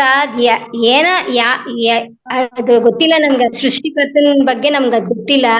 ಆತ್ಮದ ಬಗ್ಗೆ ನೀವೇನು ಚಿಂತೆ ಮಾಡಕ್ ಹೋಗ್ಬೇಡಿ. ಆ ಪ್ರಣಾಳಿಕೆ ಅದ್ ಅವ್ರು ಏನ್ ಮಾಡಿರ್ತಾರೋ ಅದ್ ಅವ್ರು ಅನುಭವಿಸ್ಬೇಕು ಅಷ್ಟೇ ಹೊರತಾಗಿ ಆ ದೇಹ ಆತ್ಮ ಹೋಗಿ ಇನ್ನೊಂದ್ ಶರೀರದಲ್ಲಿ ಅದ್ ಎಲ್ಲೋಗುತ್ತೋ ನಮ್ಗ್ ಗೊತ್ತಿಲ್ಲ. ಆ ಪರಮಾತ್ಮನ್ ಗೊತ್ತು. ಅಷ್ಟಾಗಿ ನಾವ್ ಅದನ್ನೆಲ್ಲ ಯೋಚನೆ ಮಾಡಬಾರ್ದು. ನಮ್ಗೆ ಅದೆಲ್ಲ ಬೇಕಾಗಿಲ್ಲ. ನಾವು ಮಾಡೋದು ನಾವ್ ಇವಾಗ ಕರೆಕ್ಟ್ ಆಗಿ ನಾವು ಎಷ್ಟು ಜ್ಞಾನ ಬೆಳೆಸ್ಕೊಂತಾ ಹೋಗ್ತೀವೋ ಅಷ್ಟು ಆತ್ಮ ಉನ್ನತಿ ಆಗತ್ತೆ. ಅಷ್ಟೇ ಹೊರತಾಗಿ ನಾವ್ ಅದನ್ನ ಯೋಚನೆ ಮಾಡ್ಬೇಕು. Thanks madam. ಆಯ್ತು ಮೇಡಮ್. ಮೇಡಮ್ ಧನ್ಯವಾದಗಳು. ಇನ್ನು ಯಾರಾದ್ರೂ ಧ್ಯಾನ ಮಿತ್ರರು ಏನಾದ್ರೂ ಕ್ವಶನ್ ಕೇಳ್ತೀರಾ ಅಥವಾ ಅನುಭವ ಶೇರ್ ಮಾಡ್ತೀರಾ? ನಮಸ್ಕಾರ ಮೇಡಮ್, ನಾಗಸುಂದರ್ ಮಾತಾಡೋದು. ನಮ್ಗೆ ಧನ್ಯವಾದಗಳು. ಇದುವರೆಗೂ ಎಲ್ಲ ಒಳ್ಳೆ ರೀತಿ ಅಂದ್ರೆ ತಾವ್ ಹೇಳಿದ ವಿಚಾರಗಳೆಲ್ಲ ಬಹಳ ಚೆನ್ನಾಗಿತ್ತು. ಇದನ್ನ ಹಿಂದೆ ನಮ್ಮ ಶರಣರು ಹೇಳಿದ್ದಾರೆ, ಕಳಬೇಡ ಕೊಲಬೇಡ, ಹುಸಿಯ ನುಡಿಯಲು ಬೇಡ, ತನ್ನ ಬಣ್ಣಿಸಬೇಡ, ಇದಿರ ಅಳಿಯಲು ಬೇಡ, ಇದೇ ಅಂತರಂಗ ಶುದ್ಧಿ, ಇದೇ ಬಹಿರಂಗ ಶುದ್ಧಿ ಅಂತ. ಅಂದ್ರೆ ನಾವ್ ಇನ್ನೊಬ್ಬರನ್ನ ಹೀಯಾಳಿಸ್ಬಾರ್ದು, ಇನ್ನೊಬ್ಬರಿಗೆ ಕೆಟ್ಟ ಮಾತುಗಳನ್ನ ಆಡಬಾರ್ದು, ನಾವು ಮತ್ತೆ ಕಳ್ತನ ಮಾಡಬಾರ್ದು, ಕೊಲೆ ಮಾಡಬಾರ್ದು. ಇವೆಲ್ಲ ಒಂದು ಇದಿದ್ದಂಗೆ, ಅವ್ರಿಗೊಂದು ಮಾರ್ಗದರ್ಶನ ಇದ್ದಂಗೆ. ಇದನ್ನ ನೀವು ಮಾಡ್ಕೊಂಡು ಹೋದ್ರೆ ಮುಂದೆ ನೀವು ಒಳ್ಳೆ ಸತ್ಪ್ರಜೆಗಳಾಗ್ತೀರಾ ಅಂತ. ಆಮೇಲೆ ಅನೇಕ ಚಿಂತೆಗಳು ನಮ್ಮನ್ನ ಕಾಡ್ತಾ ಇರ್ತವೆ. ಈಗ ಮೊದಲನೇದು, ಅಯ್ಯೋ ಊಟಕ್ಕಿಲ್ಲ ಅನ್ನೋ ಚಿಂತೆ, ಊಟಕ್ಕೆ ಸಿಕ್ಕಿದ್ರೆ ಬಟ್ಟೆಗಿಲ್ಲ ಚಿಂತೆ, ಬಟ್ಟೆಗೆ ಸಿಕ್ಕಿದ್ರೆ ಅದನ್ನ ಹಣದ ಚಿಂತೆ, ಹಣ ಸೇರ್ಸಿಡ್ಬೇಕು ಅನ್ನೋ ಚಿಂತೆ, ಹಣ ಸೇರ್ಸಿಟ್ರೆ ಏನಾಗುತ್ತೆ, ಮಕ್ಕಳು, ಹೆಂಡತಿ, ಮಕ್ಕಳು, ಸಂಸಾರದ ಚಿಂತೆ. ಇದೇ ರೀತಿ ಜೀವನ ಪೂರ್ತಿ ಮನುಷ್ಯ ಸಂಸಾರದ ಚಿಂತೆನಲ್ಲೇ ಹೊಂಟೋಗಿರ್ತಾನೆ. ತನ್ನ ಒಂದು ಏಳಿಗೆಗೆ ಅವನೇನು ಮಾಡ್ಕೊಳ್ಳಲ್ಲ. ನೀವ್ ಹೇಳ್ದಂಗೆ ತಮ್ಮ ಆತ್ಮ ಒಂದು ಉನ್ನತಿ, ನಮಗೆ ಬೇಕಾದ ನಮ್ಮ ಶರೀರಕ್ಕೆ ಬೇಕಾದಂತ ಒಳ್ಳೆಯದನ್ನು ಅದರ ಬಗ್ಗೆ ಚಿಂತನೆ ಮಾಡಲ್ಲ. ಅದಕ್ಕೆ ಈ ಧ್ಯಾನ ಮಾರ್ಗ ಅನ್ನೋದು ಬಹಳ ಉತ್ತಮವಾದ ಒಂದು ಮಾರ್ಗ. ಈ ಮಾರ್ಗದಲ್ಲಿ ಹೋದ್ರೆ ನಮಗೂ ಸಹ ಒಂದು ಉನ್ನತ ಇದು ಸಿಗುತ್ತೆ ಅಂತ ಹೇಳಿ ತಮಗೆ ಧನ್ಯವಾದಗಳನ್ನ. ಥ್ಯಾಂಕ್ ಯು ಸರ್, ತುಂಬಾ ಚೆನ್ನಾಗಿ ಹೇಳಿದ್ರಿ ಮೇಡಮ್. 1 hour ಹೇಳಿರೋದ್ ಪಾಠನ ನೀವು ಒಂದು ವಚನದಲ್ಲಿ ಹೇಳಿ ಮುಗಿಸ್ಬಿಟ್ರಿ ಸರ್. ತುಂಬಾ ನಿಮ್ಮ ಅನುಭವಕ್ಕೆ ತುಂಬಾ ಧನ್ಯವಾದಗಳು ಸರ್. Thank you. ಏನೋ ನಮ್ಗೆ ಏನ್ ಅನ್ಸುತ್ತೆ ನಾವು ಒಂದೆರಡು ಹಂಚ್ಕೊಳ್ಬೇಕು. ಒಂದು ವಚನದಲ್ಲೇ ಮೇಡಮ್ 1 hour ಅವರು ಕರ್ಮದ ಕಾನೂನು 1 hour ಅವರು ಏನೇನ್ ಹೇಳಿದ್ರು. ಹಿಂದೆ ಅನೇಕ ಶರಣರು ಇರ್ಬೋದು, ಧ್ಯಾನಿಗಳಿರ್ಬೋದು, ಎಲ್ರು ಸಹ ಈ ಮಾರ್ಗದನ್ನ ಸಹ ಹೇಳಿದ್ದಾರೆ ನಿಜವಾಗ್ಲು. ಅದನ್ನ ನಾವು ನಮ್ಮ ಇದ್ರಲ್ಲಿ ಅಳವಡಿಸ್ಕೊಂಡು ಹೋದ್ರೆ ಒಂದು ಉತ್ತಮ ಇದಕ್ಕೆ ಹೋಗ್ಬೋದು. ಹೌದು ಸರ್, ಮನುಷ್ಯನ ಜೀವನನೇ ಮೋಹದ ಗೂಡು. ಸಾಯ ಪ್ರತಿಯೊಂದು ಮೋಹ ಹೇಳದ್ನಲ್ಲ, ಮೋಹದಲ್ಲೇ ಮುಳುಗೋಗ್ಬಿಟ್ಟಿದೀವಿ. ನಮ್ಮ ಒಂದು ಉನ್ನತಿಗೆ ನಾವ್ ಯಾವ್ದು ಯೋಚನೆ ಮಾಡಲ್ಲ. ಶುದ್ಧಿ ಮಾಡ್ಕೊಳ್ಳಿಕ್ಕೆ ಮಾಡ್ತೀವಿ ಸರ್, ಆದ್ರೆ ನಮ್ಮ ಮನಸ್ಸಿನ ಶುದ್ಧಿ ಮಾಡ್ಕೊಳ್ಳಿಕ್ಕೆ ನಾವು ಧ್ಯಾನ ಅನ್ನೋದನ್ನ ಮಾಡ್ಲೇಬೇಕು ಸರ್. ಅವಾಗ ಮಾತ್ರ ನಮ್ಮ ಮನಸ್ಸಿನಲ್ಲಿರೋ ಕೊಳೆ, ಕಸ, ಧೂಳು ಎಲ್ಲ ಹೋಗೋದು. ಆಗ ನಮ್ಮ ಮನಸ್ಸು ಶುದ್ಧಿ ಆಗೋದು. ಖಂಡಿತ. ಇನ್ನೂ ಒಂದ್ ಹೇಳಿದಾರೆ, ಪರದ ಚಿಂತೆ ನಿನಗೆ ಏಕಯ್ಯ, ನಿಮ್ಮ ಚಿಂತೆ ನಮಗೆ ಸಾಲದೇನೆ ಅಂತ. ನಮ್ದೇ ಬೆಟ್ಟದಷ್ಟಿರುತ್ತೆ. ಇನ್ನೊಬ್ಬರನ್ನ ಅವ್ರೇನ್ ಮಾಡ್ತಾವ್ರೆ, ಇವ್ರೇನ್ ಮಾಡ್ತಾವ್ರೆ, ಅವ್ರ ಹೆಂಗಿದಾರೆ, ಅವ್ರೇನ್ ಸಂಪಾದನೆ ಮಾಡಿದಾರೆ, ಅವ್ರೇನ್ ಬರೀ ಲೋಕದ ನೀವೇಕೆ ತಿದ್ದುವಿರಿ, ನಿಮ್ಮ ತನವನ್ನ ಸಂತೈಸಿಕೊಳ್ಳಿ, ನಿಮ್ಮ ಮನವ ಸಂತೈಸಿಕೊಳ್ಳಿ ಅಂತ. ಮೊದ್ಲು ನೀವು ಉದ್ಧಾರ ಆಗಿ, ನೀವು ಸರಿಯಾಗಿ, ನೀವು ಒಳ್ಳೆ ಮಾರ್ಗದಲ್ಲಿ ನಡೀರಿ. ನಿಮ್ಮನ್ನ ನೋಡಿ ಅನೇಕರು ನಿಮ್ಮನ್ನ ಫಾಲೋ ಮಾಡಂಗಿರ್ಬೇಕು. ಅವ್ರು ನೋಡ್ರೆ ನೋಡಪ್ಪ ನಿಜವಾಗ್ಲೂ ಅವ್ರೆಲ್ಲರೂ 1-2 ಒಳ್ಳೆ ಗುಣನಾರು ತಗೋಣ ಅನ್ನೋ ಒಂದು ಇದು ಬರ್ಬೇಕು. ಆ ತರ ನಾವು ಒಂದು ಬಾಳ್ವೆ ಮಾಡಿ ತೋರ್ಸ್ಬೇಕಾಗುತ್ತೆ. ಬೇರೆಯವ್ರಿಗೋಸ್ಕರ ಅಲ್ಲ ಆದ್ರೂನು ನನ್ನಲ್ಲಿರೋ ಅಲ್ಲ, ಅದನ್ನ ನೋಡಿ ನಾವು ನಡ್ಕೊಳ್ಳೋ ಒಳ್ಳೆ ರೀತಿ ನೋಡಿ ಅಟ್ಲೀಸ್ಟ್ ಅವರು ಸಹ ಒಂದ್ ಸಣ್ಣ ಬದಲಾವಣೆ ಆದ್ರೆ, ಈಗ ನಾವೇ ಎಷ್ಟೋ ಜನ ನೋಡಿ ಬದಲಾಗ್ತೀವಿ. ಬೇರೆಯವ್ರನ್ನ ಕೆಲವು ಒಳ್ಳೆ ವಿಚಾರಗಳನ್ನ ಮಾಡೋಂಥವ್ರನ್ನ ನೋಡಿ ಅನೇಕ ಸಾರಿ ನಾವು ಒಂದೊಂದನ್ನ ಅಳವಡಿಸ್ಕೊಂಡಿರ್ತೀವಿ. ಅದ್ರ ಅರ್ಥ ಫಸ್ಟ್ ಅವನ ಆತ್ಮವನ್ನ ಶುದ್ಧೀಕರಣಗೊಳಿಸ್ತಾ ಇರ್ತಾನೆ. ಹಂಗಾಗಿ ಅದು ಔಟ್ ಸೈಡ್ ಅವನು ವಾವ್ ಎಷ್ಟು ಚೆನ್ನಾಗಿ ಬಿಹೇವಿಯರ್ ಇದೆಲ್ಲ, ಒಳ್ಳೆ ಗುಡ್ಡು, ಒಳ್ಳೆ ಮನುಷ್ಯ. ನಾನ್ ಚೆನ್ನಾಗಿರ್ಬೇಕು, ಹಾರ್ಟ್ಲಿ ಆತ್ಮ ಚೆನ್ನಾಗಿರ್ಬೇಕು. ಆಮೇಲೆ ಅದಷ್ಟೇ ಈಗ ಅವ್ರ ಮಾತುಕತೆನಲ್ಲೇ, ಅವ್ರ ನಡವಳಿಕೆನಲ್ಲೇ ಗೊತ್ತಾಗುತ್ತೆ. ಅನ್ನ ಒಂದ್ ಕಾಳದ್ ಬೆಂದಿದೆ ನೋಡಿದ್ರೆ ಸಾಕು, ಇಡೀ ಅನ್ನನೇ ಬೆಂದಿದೆ ಇಲ್ಲ ಅಂತ ಗೊತ್ತಾಗುತ್ತೆ. ಅವರ ಗುಣಗಳು ಅಷ್ಟೇ, ಒಂದು ಗುಣ ನೋಡಿದ್ರೆ ಸಾಕು ಅವ್ರು ಒಂದು ಪರಿಪೂರ್ಣರಾಗಿದ್ದಾರೆ ಇಲ್ಲ ಅನ್ನೋದು ಗೊತ್ತಾಗುತ್ತೆ. ಇಡೀ ಪ್ರಪಂಚ ಎಲ್ಲ ಸ್ವಾರ್ಥದೆಡೆಗೆ ಓಡ್ತಾ ಇರ್ಬೇಕಾದ್ರೆ ನಮ್ಮ ಮಹಾವತಾರ್ ಫೌಂಡೇಶನ್ ಅವರು ನಿಸ್ವಾರ್ಥದ ಸೇವೆಯನ್ನ ಮಾಡ್ತಾ ಇದ್ದಾರೆ ಸರ್. ಅದರಲ್ಲಿ ನೀವು ಒಬ್ಬರು ಅಭ್ಯರ್ಥಿಯಾಗಿ ಭಾಗವಹಿಸ್ತಾ ಇದ್ದೀರಾ. ಅದರಿಂದ ನೀವೂನು 4 ಜನಕ್ಕೆ ಹೇಳಿ ಈ ನಿಸ್ವಾರ್ಥ ಸೇವೆ ಮಾಡ್ಬೇಕು ಅಂತ ತಮ್ಮಲ್ಲಿ ವಿನಂತಿ ಮಾಡ್ಕೊತಾ ಇದ್ದೀನಿ ಸರ್. ಆದಷ್ಟು ಪ್ರಪಂಚದಲ್ಲಿ ಒಳ್ಳೇದನ್ನ ಕೊಡೋದೇ ಕಷ್ಟ. ಎಲ್ಲ ಇವ್ರಂಗಿದ್ದಾರೆ ಅನ್ನೋ ತರನೇ ಇರ್ಬೇಕಾದ್ರೆ ನಿಸ್ವಾರ್ಥವಾಗಿ ನಮ್ಮ ಮಹಾವತಾರ್ ಫೌಂಡೇಶನ್ ಕಡೆ ಕಾರ್ಯಕ್ರಮ ಮಾಡ್ತಾ ಇದ್ರೆ ಸರ್. ಇದನ್ನ ಅಗತ್ಯವಿರೋರ್ಗೆ ಅನ್ನೋದಕ್ಕಿಂತನೂ ನಿಮ್ಗೆ ಗೊತ್ತಿರೋರು ಯಾರಿಗೇ ಇದ್ರುನು ಅವರು ಪಡ್ಕೊಳ್ದೇ ಇರ್ಲಿ, ಅವ್ರಿಗೆ ದಯವಿಟ್ಟು ತಿಳಿಸ್ಬೇಕು ಅನ್ನೋದು ವಿನಂತಿ ಸರ್ ನನ್ನಿಂದ. ಈ ಮೀಟಿಂಗ್ ಅಲ್ಲಿ ಭಾಗವಹಿಸ್ತಾ ಇರೋ ಎಲ್ಲಾ ಧ್ಯಾನ ಮಿತ್ರಗಳನ್ನು ನಾನು ಕೇಳ್ಕೊಳ್ಳೋದು ಇಷ್ಟೇ, ನಿಮಗೆ ಆದಷ್ಟು ನಿಮಗೆ ತಿಳಿದವರಿಗೆ ಇದನ್ನ ಶೇರ್ ಮಾಡ್ಬೇಕಾಗಿ ಎಲ್ಲಾರ್ಗು ವಿನಂತಿ. ಈಗ ನಾವು ಒಂದು ಟ್ಯೂಬ್ ಲೈಟ್ ಹಾಕಿದಾಗ 16 ಚಿಟ್ಟೆಗಳಾರು ಆಕರ್ಷಣೆ ಆಗ್ತವೆ. ಹೊರಗಡೆ ಬೇಕಾದಷ್ಟು ಇರುತ್ತೆ, ಎಲ್ಲಾ ಚಿಟ್ಟೆಗಳು ಒಂದು ಲೈಟ್ ಹತ್ರ ಬರಲ್ಲ, ಬೇರೆ ಬೇರೆ ಕಡೆ ಸ್ಪ್ರೆಡ್ ಆಗಿರ್ತವೆ. ಅದೇ ರೀತಿ ನಮ್ಮ ಕೈಲಾದಷ್ಟು ನಾವು ಸಣ್ಣ ದೀಪಗಳಿದ್ದಂಗೆ ನಮ್ಮನ್ನ ಅಟ್ರಾಕ್ಟ್ ಮಾಡೋ 10 ಚಿಟ್ಟೆಗಳು ಬಂದ್ರು ಸಾಕು, ಅವ್ರಿಗೆ ಒಂದು ಮಾರ್ಗದರ್ಶನ ಸುಮ್ನೆ ಸಿಗಲ್ಲ ಸರ್. ಯಾವುದೇ ಅವಕಾಶ ಆದ್ರೂನು ಸುಮ್ನೆ ಒದಗಿ ಬರಲ್ಲ. ಈಗ ಒಂದು ಈ ಧ್ಯಾನ ಕಾರ್ಯಕ್ರಮ ನಮ್ಮ ಮನ್ಸನ್ನ ಶುದ್ಧ ಮಾಡ್ಕೊತಾ ಇದೀವಿ, ನಾವು ಒಳ್ಳೆ ಮಾರ್ಗದಲ್ಲಿ ನಡೀತಾ ಇದೀವಿ, ಶಾಕಾಹಾರಿಗಳಾಗ್ತಾ ಇದೀವಿ, ನಾವು ಧ್ಯಾನ ಮಾರ್ಗದೆಡೆಗೆ ನಡೀತಾ ಇದೀವಿ ಅಂದ್ರೆ ನಮ್ಗೆ ಈ ಜನ್ಮದಲ್ಲಿ ಇದು ನಮ್ಗೆ ಪುಣ್ಯ ಅಂತ ಹೇಳ್ಬೇಕು. ಆ ಪುಣ್ಯದ ಫಲ ಇರೋದ್ರಿಂದಾನೇ ನಮ್ಗೆ ಇದು ಆಕರ್ಷಣೆ ಆಗಿದೆ. ನಾವು 1000 ಜನಕ್ಕೆ ಹೇಳಿದ್ರು ಅದ್ರೊಳಗೆ ಬರೋದೇ 100 ಜನ, ಆ 100 ಜನಕ್ಕೆ ಅದ್ರ ಭಾಗ್ಯ ಇರುತ್ತೆ. ಆತರ ಒಳ್ಳೆ ವಿಚಾರಗಳೆಲ್ಲ ಎಲ್ಲರಿಗೂ ತಲುಪಬೇಕು ಅಂದ್ರೆ ಗೌತಮ ಬುದ್ಧ ಅವ್ರ ಕಾಲದಲ್ಲೇನೆ ಎಲ್ಲರಿಗೂ ತಲುಪಬೇಕಾಗಿತ್ತು. ಅಲ್ಲಿ ಆಕರ್ಷಣೆ ಆದವರು ಎಷ್ಟೋ ಜನ, ವಿಕರ್ಷಣೆ ಆದವರು ಎಷ್ಟೋ ಜನ. ಹಾಗಾಗಿ ಎಲ್ಲ ಒಳ್ಳೆ ವಿಚಾರಗಳು ಎಲ್ಲರಿಗೂ ತಲುಪುತ್ತೆ ಅಂತ ಹೇಳಕ್ಕಾಗಲ್ಲ. ಅದ್ರ ಆಕರ್ಷಣೆ ಆದವರು ಒಳ್ಳೆ ಆತ್ಮೋನ್ನತಿಗೆ ಹೋಗ್ತಾರೆ, ಆಗದೆ ಇರೋರು ಅಲ್ಲೇ ಒಂದು ಇದ್ರಲ್ಲೇ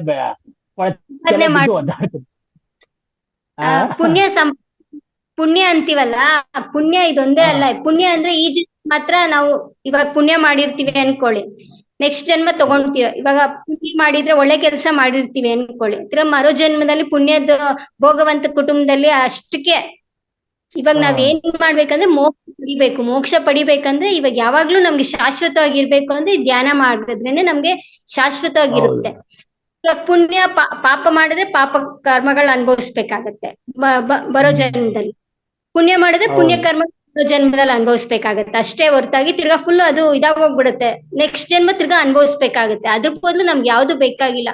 ಮೋಕ್ಷ ಮಾರ್ಗ ನಾವು ಕಂಡಿಡ್ಬೇಕಂದ್ರೆ ಹುಟ್ಟು ಸಾವಿಲ್ದ ಜೀವನ ಬೇಕು ಅಂದ್ರೆ ನಾವು ಜಾಸ್ತಿ ಇವಾಗ ಎಷ್ಟು ಸಾಧನೆ ಮಾಡ್ಕೊಂಡು ಹೋಗ್ತೀವೋ ಇದು ಕ್ಯಾರಿ ಆಗುತ್ತಂತೆ, ಮರು ಜನ್ಮಕ್ಕೂ ಕ್ಯಾರಿ ಆಗುತ್ತಂತೆ. ಜನ್ಮಕ್ ಕ್ಯಾರಿ ಆದ್ರೂ ತಿರ್ಗಾ ಇನ್ನೊಂದ್ ಜನ್ಮಕ್ ಸೇರ್ತೀವಲ್ಲ ಆ ಜನ್ಮಕ್ಕೂ ನಮ್ಗೆ ಶಾಶ್ವತವಾಗಿರುತ್ತಂತೆ.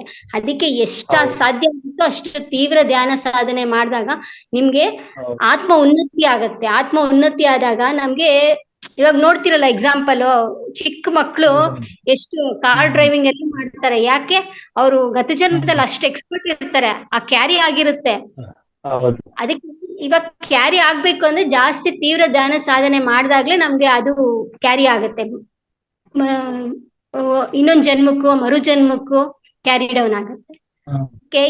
ಇವಾಗ ಜಾಸ್ತಿ ತೀವ್ರ ಧ್ಯಾನ ಸಾಧನೆ ಮಾಡಿದಾಗ ನಮ್ಗೆ ಅದೆಲ್ಲ ಗೊತ್ತಾಗುತ್ತೆ.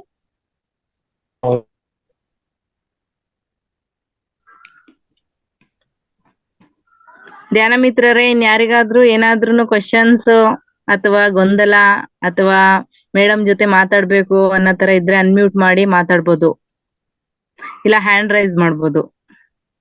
ಮೇಡಮ್, ಇದನ್ನ ಉಚಿತವಾಗಿ ಶಿಕ್ಷಣ ಕೊಡ್ತಾ ಇದೀವಿ ಅಂದ್ರು ಜಾಯಿನ್ ಆಗ್ತಾ ಇಲ್ವಲ್ಲ? ಹೌದು ಮೇಡಮ್, ಅದು ಮೇಡಮ್ ಏನು ಅಂತಂದ್ರೆ ಪ್ರಪಂಚ ಕಲ್ಕಿ ಯುಗ ಅಲ್ವಾ ಮೇಡಮ್ ಇದು. ಕೆಟ್ಟದಕ್ಕೆ ಬೇಗ ಆಕರ್ಷಿತರಾಗ್ತಾರೆ, ಒಳ್ಳೇದು ಅಂತ ಅಂದಾಗ ಸ್ವಲ್ಪ ದೂರನೇ ಉಳಿತಾರೆ ಮೇಡಮ್. ಅದೇ ಹಂಗಾದ್ರೆ ಇನ್ನೂ ತುಂಬಾ ಕಡಿಮೆ ಇದೆ ನಮ್ಮ ಧ್ಯಾನ, ಒಂದು ಆತ್ಮಗಳ ಧ್ಯಾನದ ಬಗ್ಗೆ ತಿಳ್ಕೊಳೋದು. ನಮ್ ಪಕ್ಕನೆ ಇರೋರ್ಗೆ ಗೊತ್ತಾಗ್ತಾ ಇಲ್ಲ. ಧ್ಯಾನ ಮಾಡ್ತಾ ಇದಾರಲ್ಲ, ಹೌದು ಇದ್ರಲ್ಲಿ ಏನೋ ಇದೆ, ನಾವು ತಿಳ್ಕೊಳೋಣ ಅನ್ನೋ ಮನೋಭಾವನೆ ಇನ್ನು ಕಮ್ಮಿ, ಬಹಳ ಕಡಿಮೆ ಇದೆ.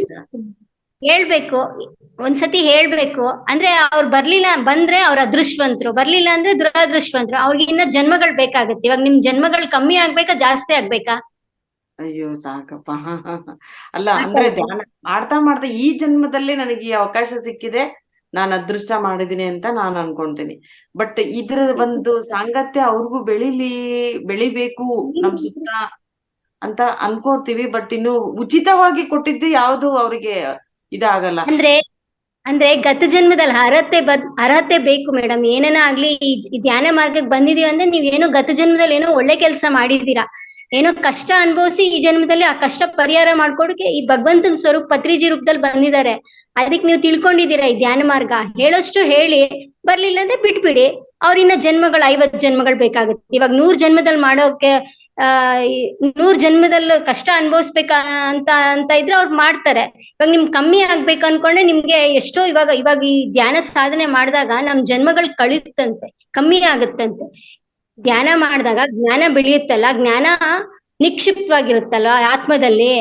ಆ ನಿಕ್ಷಿಪ್ತವಾಗಿರೋದನ್ನ ನಾವು ಕೃಷ್ಣ ಪರಮಾತ್ಮನೇ ಹೇಳ್ತಾನಲ್ಲ, ಜ್ಞಾನ ಆಗ್ಲಿ ಕರ್ಮ ದದ್ದ ಅಂತ ಹೇಳ್ತಾರಲ್ಲ. ಅಂದ್ರೆ ಎಷ್ಟು ಜ್ಞಾನ ಬೆಳೆಸ್ಕೊಂತಿರೋ ನಿನ್ ಕರ್ಮ ಎಲ್ಲ ಕ್ಯಾನ್ಸಲ್ ಆಗೋಗ್ಬಿಡುತ್ತೆ, ದದ್ದ ಆಗೋಗ್ಬಿಡುತ್ತೆ. ಅಂದ್ರೆ ಅದು ಮುಂದುವರಿಯಲ್ಲ, ಜಾಸ್ತಿ ಆಗಲ್ಲ. 100 ಜನ್ಮಗಳು ಆಗೋದು ನಿಂಗೆ 25 ಜನ್ಮಗಳೇ ಸಾಕಾಗುತ್ತೆ, ಕಮ್ಮಿ ಆಗ್ಬಿಡುತ್ತೆ. ನಿಮ್ಗೆ ಎಷ್ಟೊಂದ್ ಕರ್ಮಗಳು ಮಾಡಿರ್ತೀವಿ, ನಮ್ಗೆ ಗೊತ್ತಿರಲ್ಲ. ಆ ಕರ್ಮಗಳು ಅನುಭವಿಸಕ್ಕೆ ಇವಾಗ ಬಂದಿರೋದು ಈ ಭೂಮಿಯಲ್ಲಿ. ಆ ಕರ್ಮಗಳು ದದ್ದ ಆಗೋಗ್ಬಿಟ್ರೆ ಆಮೇಲೆ ನಮ್ ಕಷ್ಟ ಅನ್ನೋದೇ ಇರಲ್ವಲ್ಲ. ಅದಕ್ಕೆ ಜಾಸ್ತಿ ಧ್ಯಾನ ಮಾಡಿದಾಗ ನಮ್ ಕಷ್ಟಗಳು ಹೋಗುತ್ತೆ. ಅಂದ್ರೆ ಕಷ್ಟ ಹೋಗುತ್ತೆ ಅಂತ ನಾವು ಮಾಡಬಾರ್ದು, ಕಷ್ಟಗಳು ಬರುತ್ತೆ, ಇನ್ನ ಜಾಸ್ತಿ ಬರುತ್ತೆ, ಪರೀಕ್ಷೆಗಳು ಬರುತ್ತೆ. ಆ ಪರೀಕ್ಷೆಗಳು ಎದುರಿಸಿ ನಿಂತಾಗ್ಲೇ ಆ ಧ್ಯಾನ, ಕಷ್ಟ ಬಂದಿದೆ ಅಂತ ಧ್ಯಾನ ಬಿಡೋದಲ್ಲ. ಆ ಕಷ್ಟ ಬಂದ್ರೂ ಎದುರಿಸೋ ಶಕ್ತಿ ಬರುತ್ತೆ ನಮ್ಗೆ. ಈ ಧ್ಯಾನ ಯಾವಾಗ ಜಾಸ್ತಿ ಮಾಡ್ತೀವೋ ಆ ತೀವ್ರತೆ ನಮ್ಗೆ ಹೆಚ್ಚಿದಾಗ ನಮ್ಗೆ ಇನ್ನ ಜ್ಞಾನ ಬರುತ್ತೆ. ಅದಕ್ಕೆ ಜ್ಞಾನ ಬೆಳೆಸ್ಕೊಳ್ಳಿ, ಧ್ಯಾನ ಜಾಸ್ತಿ ಮಾಡಿ, ಧ್ಯಾನದಿಂದ ಶಕ್ತಿ ಬರುತ್ತೆ. ಆ ಶಕ್ತಿ ಬಂದಾಗೆ ನಿಮ್ಗೆಲ್ಲ ಒಂದೊಂದು ಅರಿವಾಗ್ತಾ ಇರುತ್ತೆ. Thank you. ಇನ್ಯಾರ ಮಾತಾಡ್ತೀರಾ ಮಾಸ್ಟರ್ಸ್?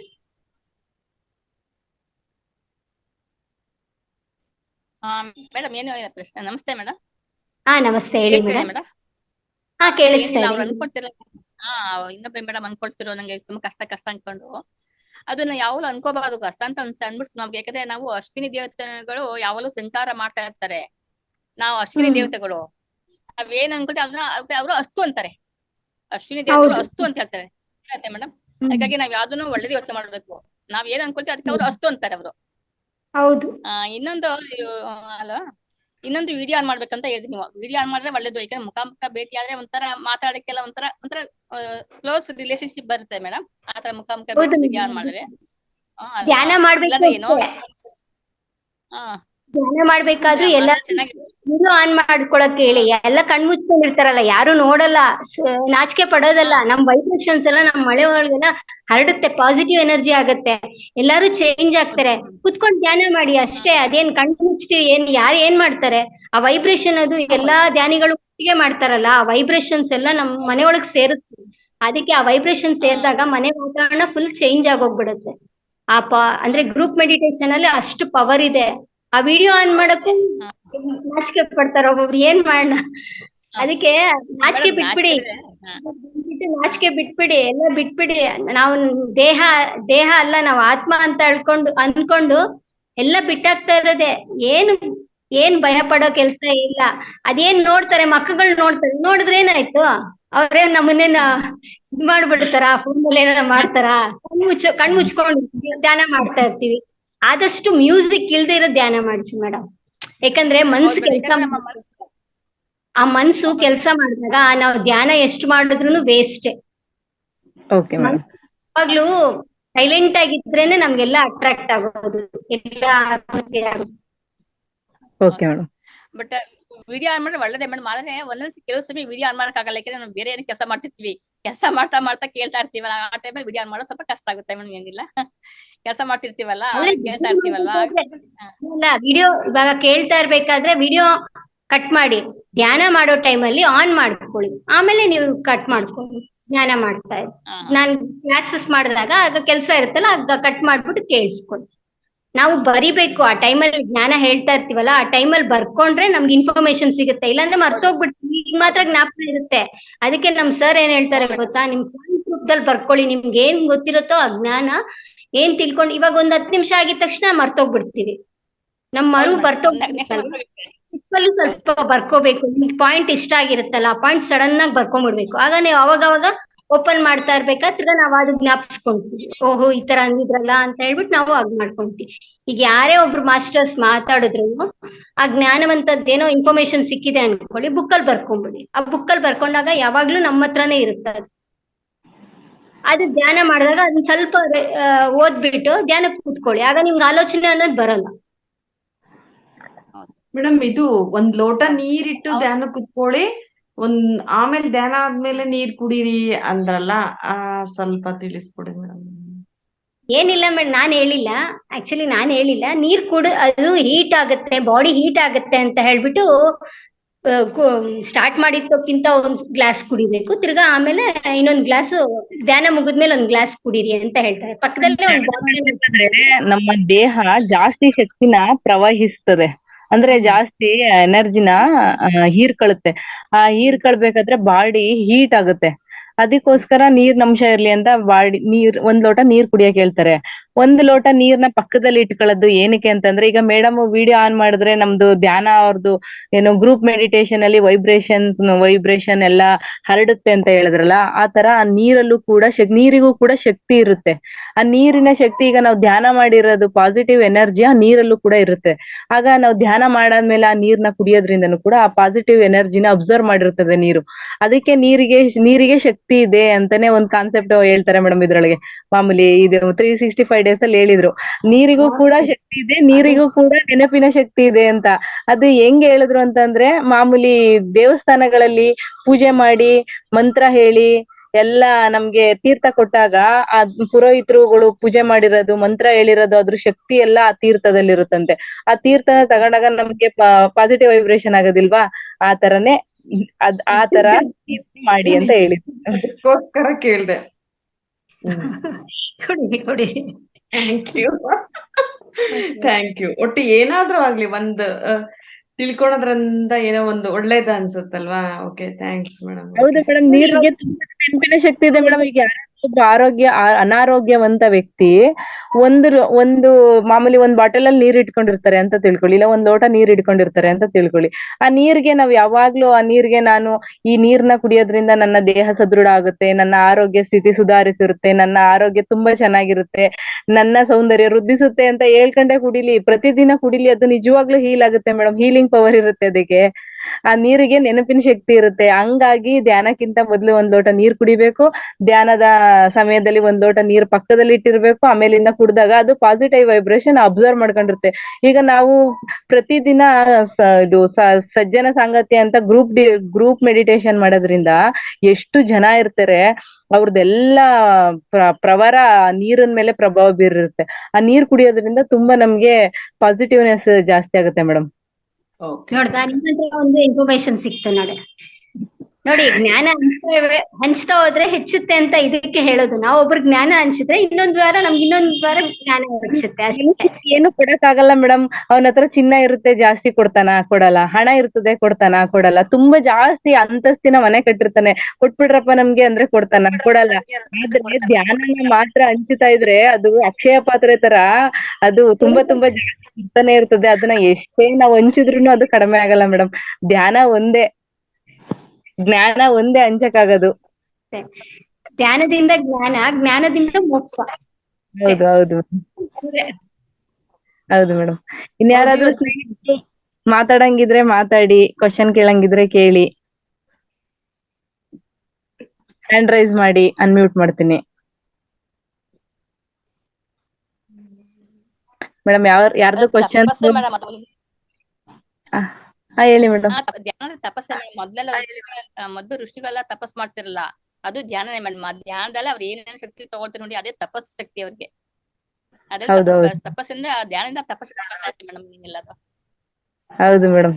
ಇಲ್ಲಿ ಧ್ಯಾನ ಮಿತ್ರರು ಭಾಗವಹಿಸೋರು ಅವರ ನಿಜವಾದ ಅನುಭವಗಳಿಂದ ನಮ್ಗೆ ದಿನ ಒಂದೊಂದು ಹೊಸ ಪಾಠ ಕಲಿತಾ ಇರ್ತೀವಿ ಮೇಡಮ್ ನಾವು. ಆಕ್ಚುಲಿ ಹೇಳ್ಬೇಕಂದ್ರೆ ಅದಕ್ಕೆ ಎಲ್ಲಾರ್ನು ಮಾತಾಡಿ ನಿಮ್ದೇ ವೇದಿಕೆ ಇದು, ನೀವೇ ಇಲ್ಲಿ ಎಲ್ಲ, ನೀವೇ ಸ್ಪೀಕರು, ನೀವೇ ಜಡ್ಜು, ಎಲ್ಲ ಮಾತಾಡಿ, ಧೈರ್ಯವಾಗಿ ಮಾತಾಡಿ ಅಂತ ನಾವು ಅದಕ್ಕೋಸ್ಕರನ ಹುರಿದುಂಬಿಸೋದು. ಇಲ್ಲಿ ಯಾವುದೇ ಭಯ ಬೇಡ, ಎಲ್ಲರೂ ಸ್ನೇಹಿತರು, ಎಲ್ಲ ವಸುದೈವ ಕುಟುಂಬ ತರ ಇರೋದು ನಾವು ಅಂತ ನಾವು ಹೇಳೋದು. ನೀವು ಒಂದೆರಡು ಮಾತಾಡಿ ಸಾಕು. ಅವಾಗ ಒಂದೇ ಒಂದ್ ಮಾತಾಡಿದ್ರೆ ಇನ್ನೊಂದ್ ದಿನಕ್ಕೆ ಇನ್ನೆರಡು ಮಾತಾಡಕ್ಕೆ ನಿಮ್ಗೆ ಧೈರ್ಯ ಬರುತ್ತೆ. ಇನ್ನೆರಡು ದಿನಕ್ಕೆ ಇನ್ನೆರಡು ಎಕ್ಸ್ಪೀರಿಯನ್ಸ್ ಶೇರ್ ಮಾಡ್ತೀರಾ. ಹಾಗೆ ದಿನ ಇಂಕ್ರಿಮೆಂಟ್ ಆಗುತ್ತೆ ಅದು. ಆದಾಗ ಏನಾಗುತ್ತೆ, ಈ ತರ ಕ್ಲಾಸಸ್ಗಳು ತಗೊಂತೀರಾ, ಸ್ವಾಧ್ಯಾಯ ಮಾಡಿ ಎಕ್ಸ್ಪೀರಿಯನ್ಸ್ ಆಗಿರುತ್ತೆ. ಆಗ ನೀವು ಕ್ಲಾಸ್ ತಗೊಂತೀರಾ. ಆಗ ನೀವು ಕ್ಲಾಸ್ ತಗೊಂಡಾಗ ಈ ತರ ಮೆಚ್ಕೊಂಡಾಗ ನಿಮ್ಗೆ ಎಷ್ಟು ಆನಂದ ಆಗುತ್ತೆ. ಇವಾಗ ನಾನು ನಿಜವಾಗ್ಲು ಇವಾಗ ಮುಂಚೆ ಒಂಥರ ಇವಾಗ ಒಂದ್ 2-3 ಕ್ಲಾಸ್ ಮಾಡಿದ ತಕ್ಷಣ ಧೈರ್ಯ ಬಂದ್ಬಿಡ್ತು. ಅದಕ್ಕೆ ಇವಾಗ ಮಾಡ್ತಾ ಇದೀನಿ, ಸುಲಾಸವಾಗಿ ಮಾಡ್ತಾ ಇರ್ತೀನಿ ಅಷ್ಟೇ. ಏನು ಭಯ ಪಡ್ಬಾರ್ದು. ಏನಾಗುತ್ತೆ, ತಪ್ಪಾದ್ರೂ ಪರವಾಗಿಲ್ಲ ಬಿಡಿ. ಎಲ್ಲರೂ ಕೋಲ್ ಇಟ್ಕೊಂಡಿಲ್ಲ, ಕತ್ತಿ ಇಟ್ಕೊಂಡಿಲ್ಲ, ಯಾಕೆ ಹೆದರ್ಕೋಬೇಕು? ಎಲ್ಲ ನಮ್ಮವರೇ, ಎಲ್ಲರೂ ನಮ್ ತರನೇ, ಏನಕ್ಕೆ ಹೆದರ್ಕೋಬೇಕು? ನಾವು ಮಾತಾಡ್ಬೇಕಾದ್ರೆ ಒಂದೆರಡು ಪದಗಳನ್ನ ತಪ್ಪು ಮಾಡ್ಬೋದು, ಇಲ್ಲ ನಾಲ್ಗೆ ಹೊರಳಿಸಾಗದೆ ಇರೋದಕ್ಕೆ ಒಂದೆರಡು ಕನ್ಫ್ಯೂಷನ್ ಆಗ್ಬೋದು. ಅದೆಲ್ಲ ಹೊಸದಾಗಿ ಕಲಿತಾ ಇದೀವಿ. ನಡೆಯೋರ್ ಒಂದೇ ಸರಿ ನಡಿಯಕ್ಕಾಗತ್ತಾ? ನಾವು ಓಡೋರ್ ಒಂದೇ ಸರಿ ಓಡಕ್ಕಾಗತ್ತಾ? ಹಾಗಿದೆ. ನನ್ಗೂ ಯಾಮರ್ಲಿ ಬರ್ಲಿಲ್ಲ, ವಾಯ್ಸ್ ವರ್ಡ್ ಬ್ರೇಕ್ ಆಗ್ತಾ ಇತ್ತು, ಸಡನ್ ಆಗಿ ಇದಾಗ್ತಾ ಇತ್ತು. ಸಹಜ ಸ್ಥಿತಿ ಅದೆಲ್ಲ. ಇವಾಗ ನಾವು ಮಾಡಿದೀವಿ ಅಂದ್ರೆ ನಮ್ ಫ್ರೆಂಡ್ಸ್ ಯಾರು ಮಾಡೋದಿಲ್ವಾ? ಇಲ್ಲಿರೋರು ನಮ್ ಫ್ರೆಂಡ್ಸ್ ಮಾಡಿರ್ತಾರೆ, ಹಂಗಾಗಿ ಅವರು ಅಕ್ಸೆಪ್ಟ್ ಮಾಡ್ಕೊಂತಾರೆ. ಪ್ರಾಪಂಚಿಕ ಜೀವನದಲ್ಲಿ ಯಾರು ನಮ್ಗೆ ಎನ್ಕರೇಜ್ಮೆಂಟ್ ಕೊಡಲ್ಲ. ಎಲ್ಲಾರು ನಮ್ಮನ್ನ ಹೀಯಾಳಿಸ್ತಾರೆ, ಬೈತಾರೆ, ಎಲ್ಲ ಮಾಡ್ತಾರೆ. ಅಲ್ಲಿ ಇಲ್ಲಿ ಯಾರು ಎಲ್ಲ ಒಂದೇ ಸ್ವರೂಪಗಳಲ್ವಾ?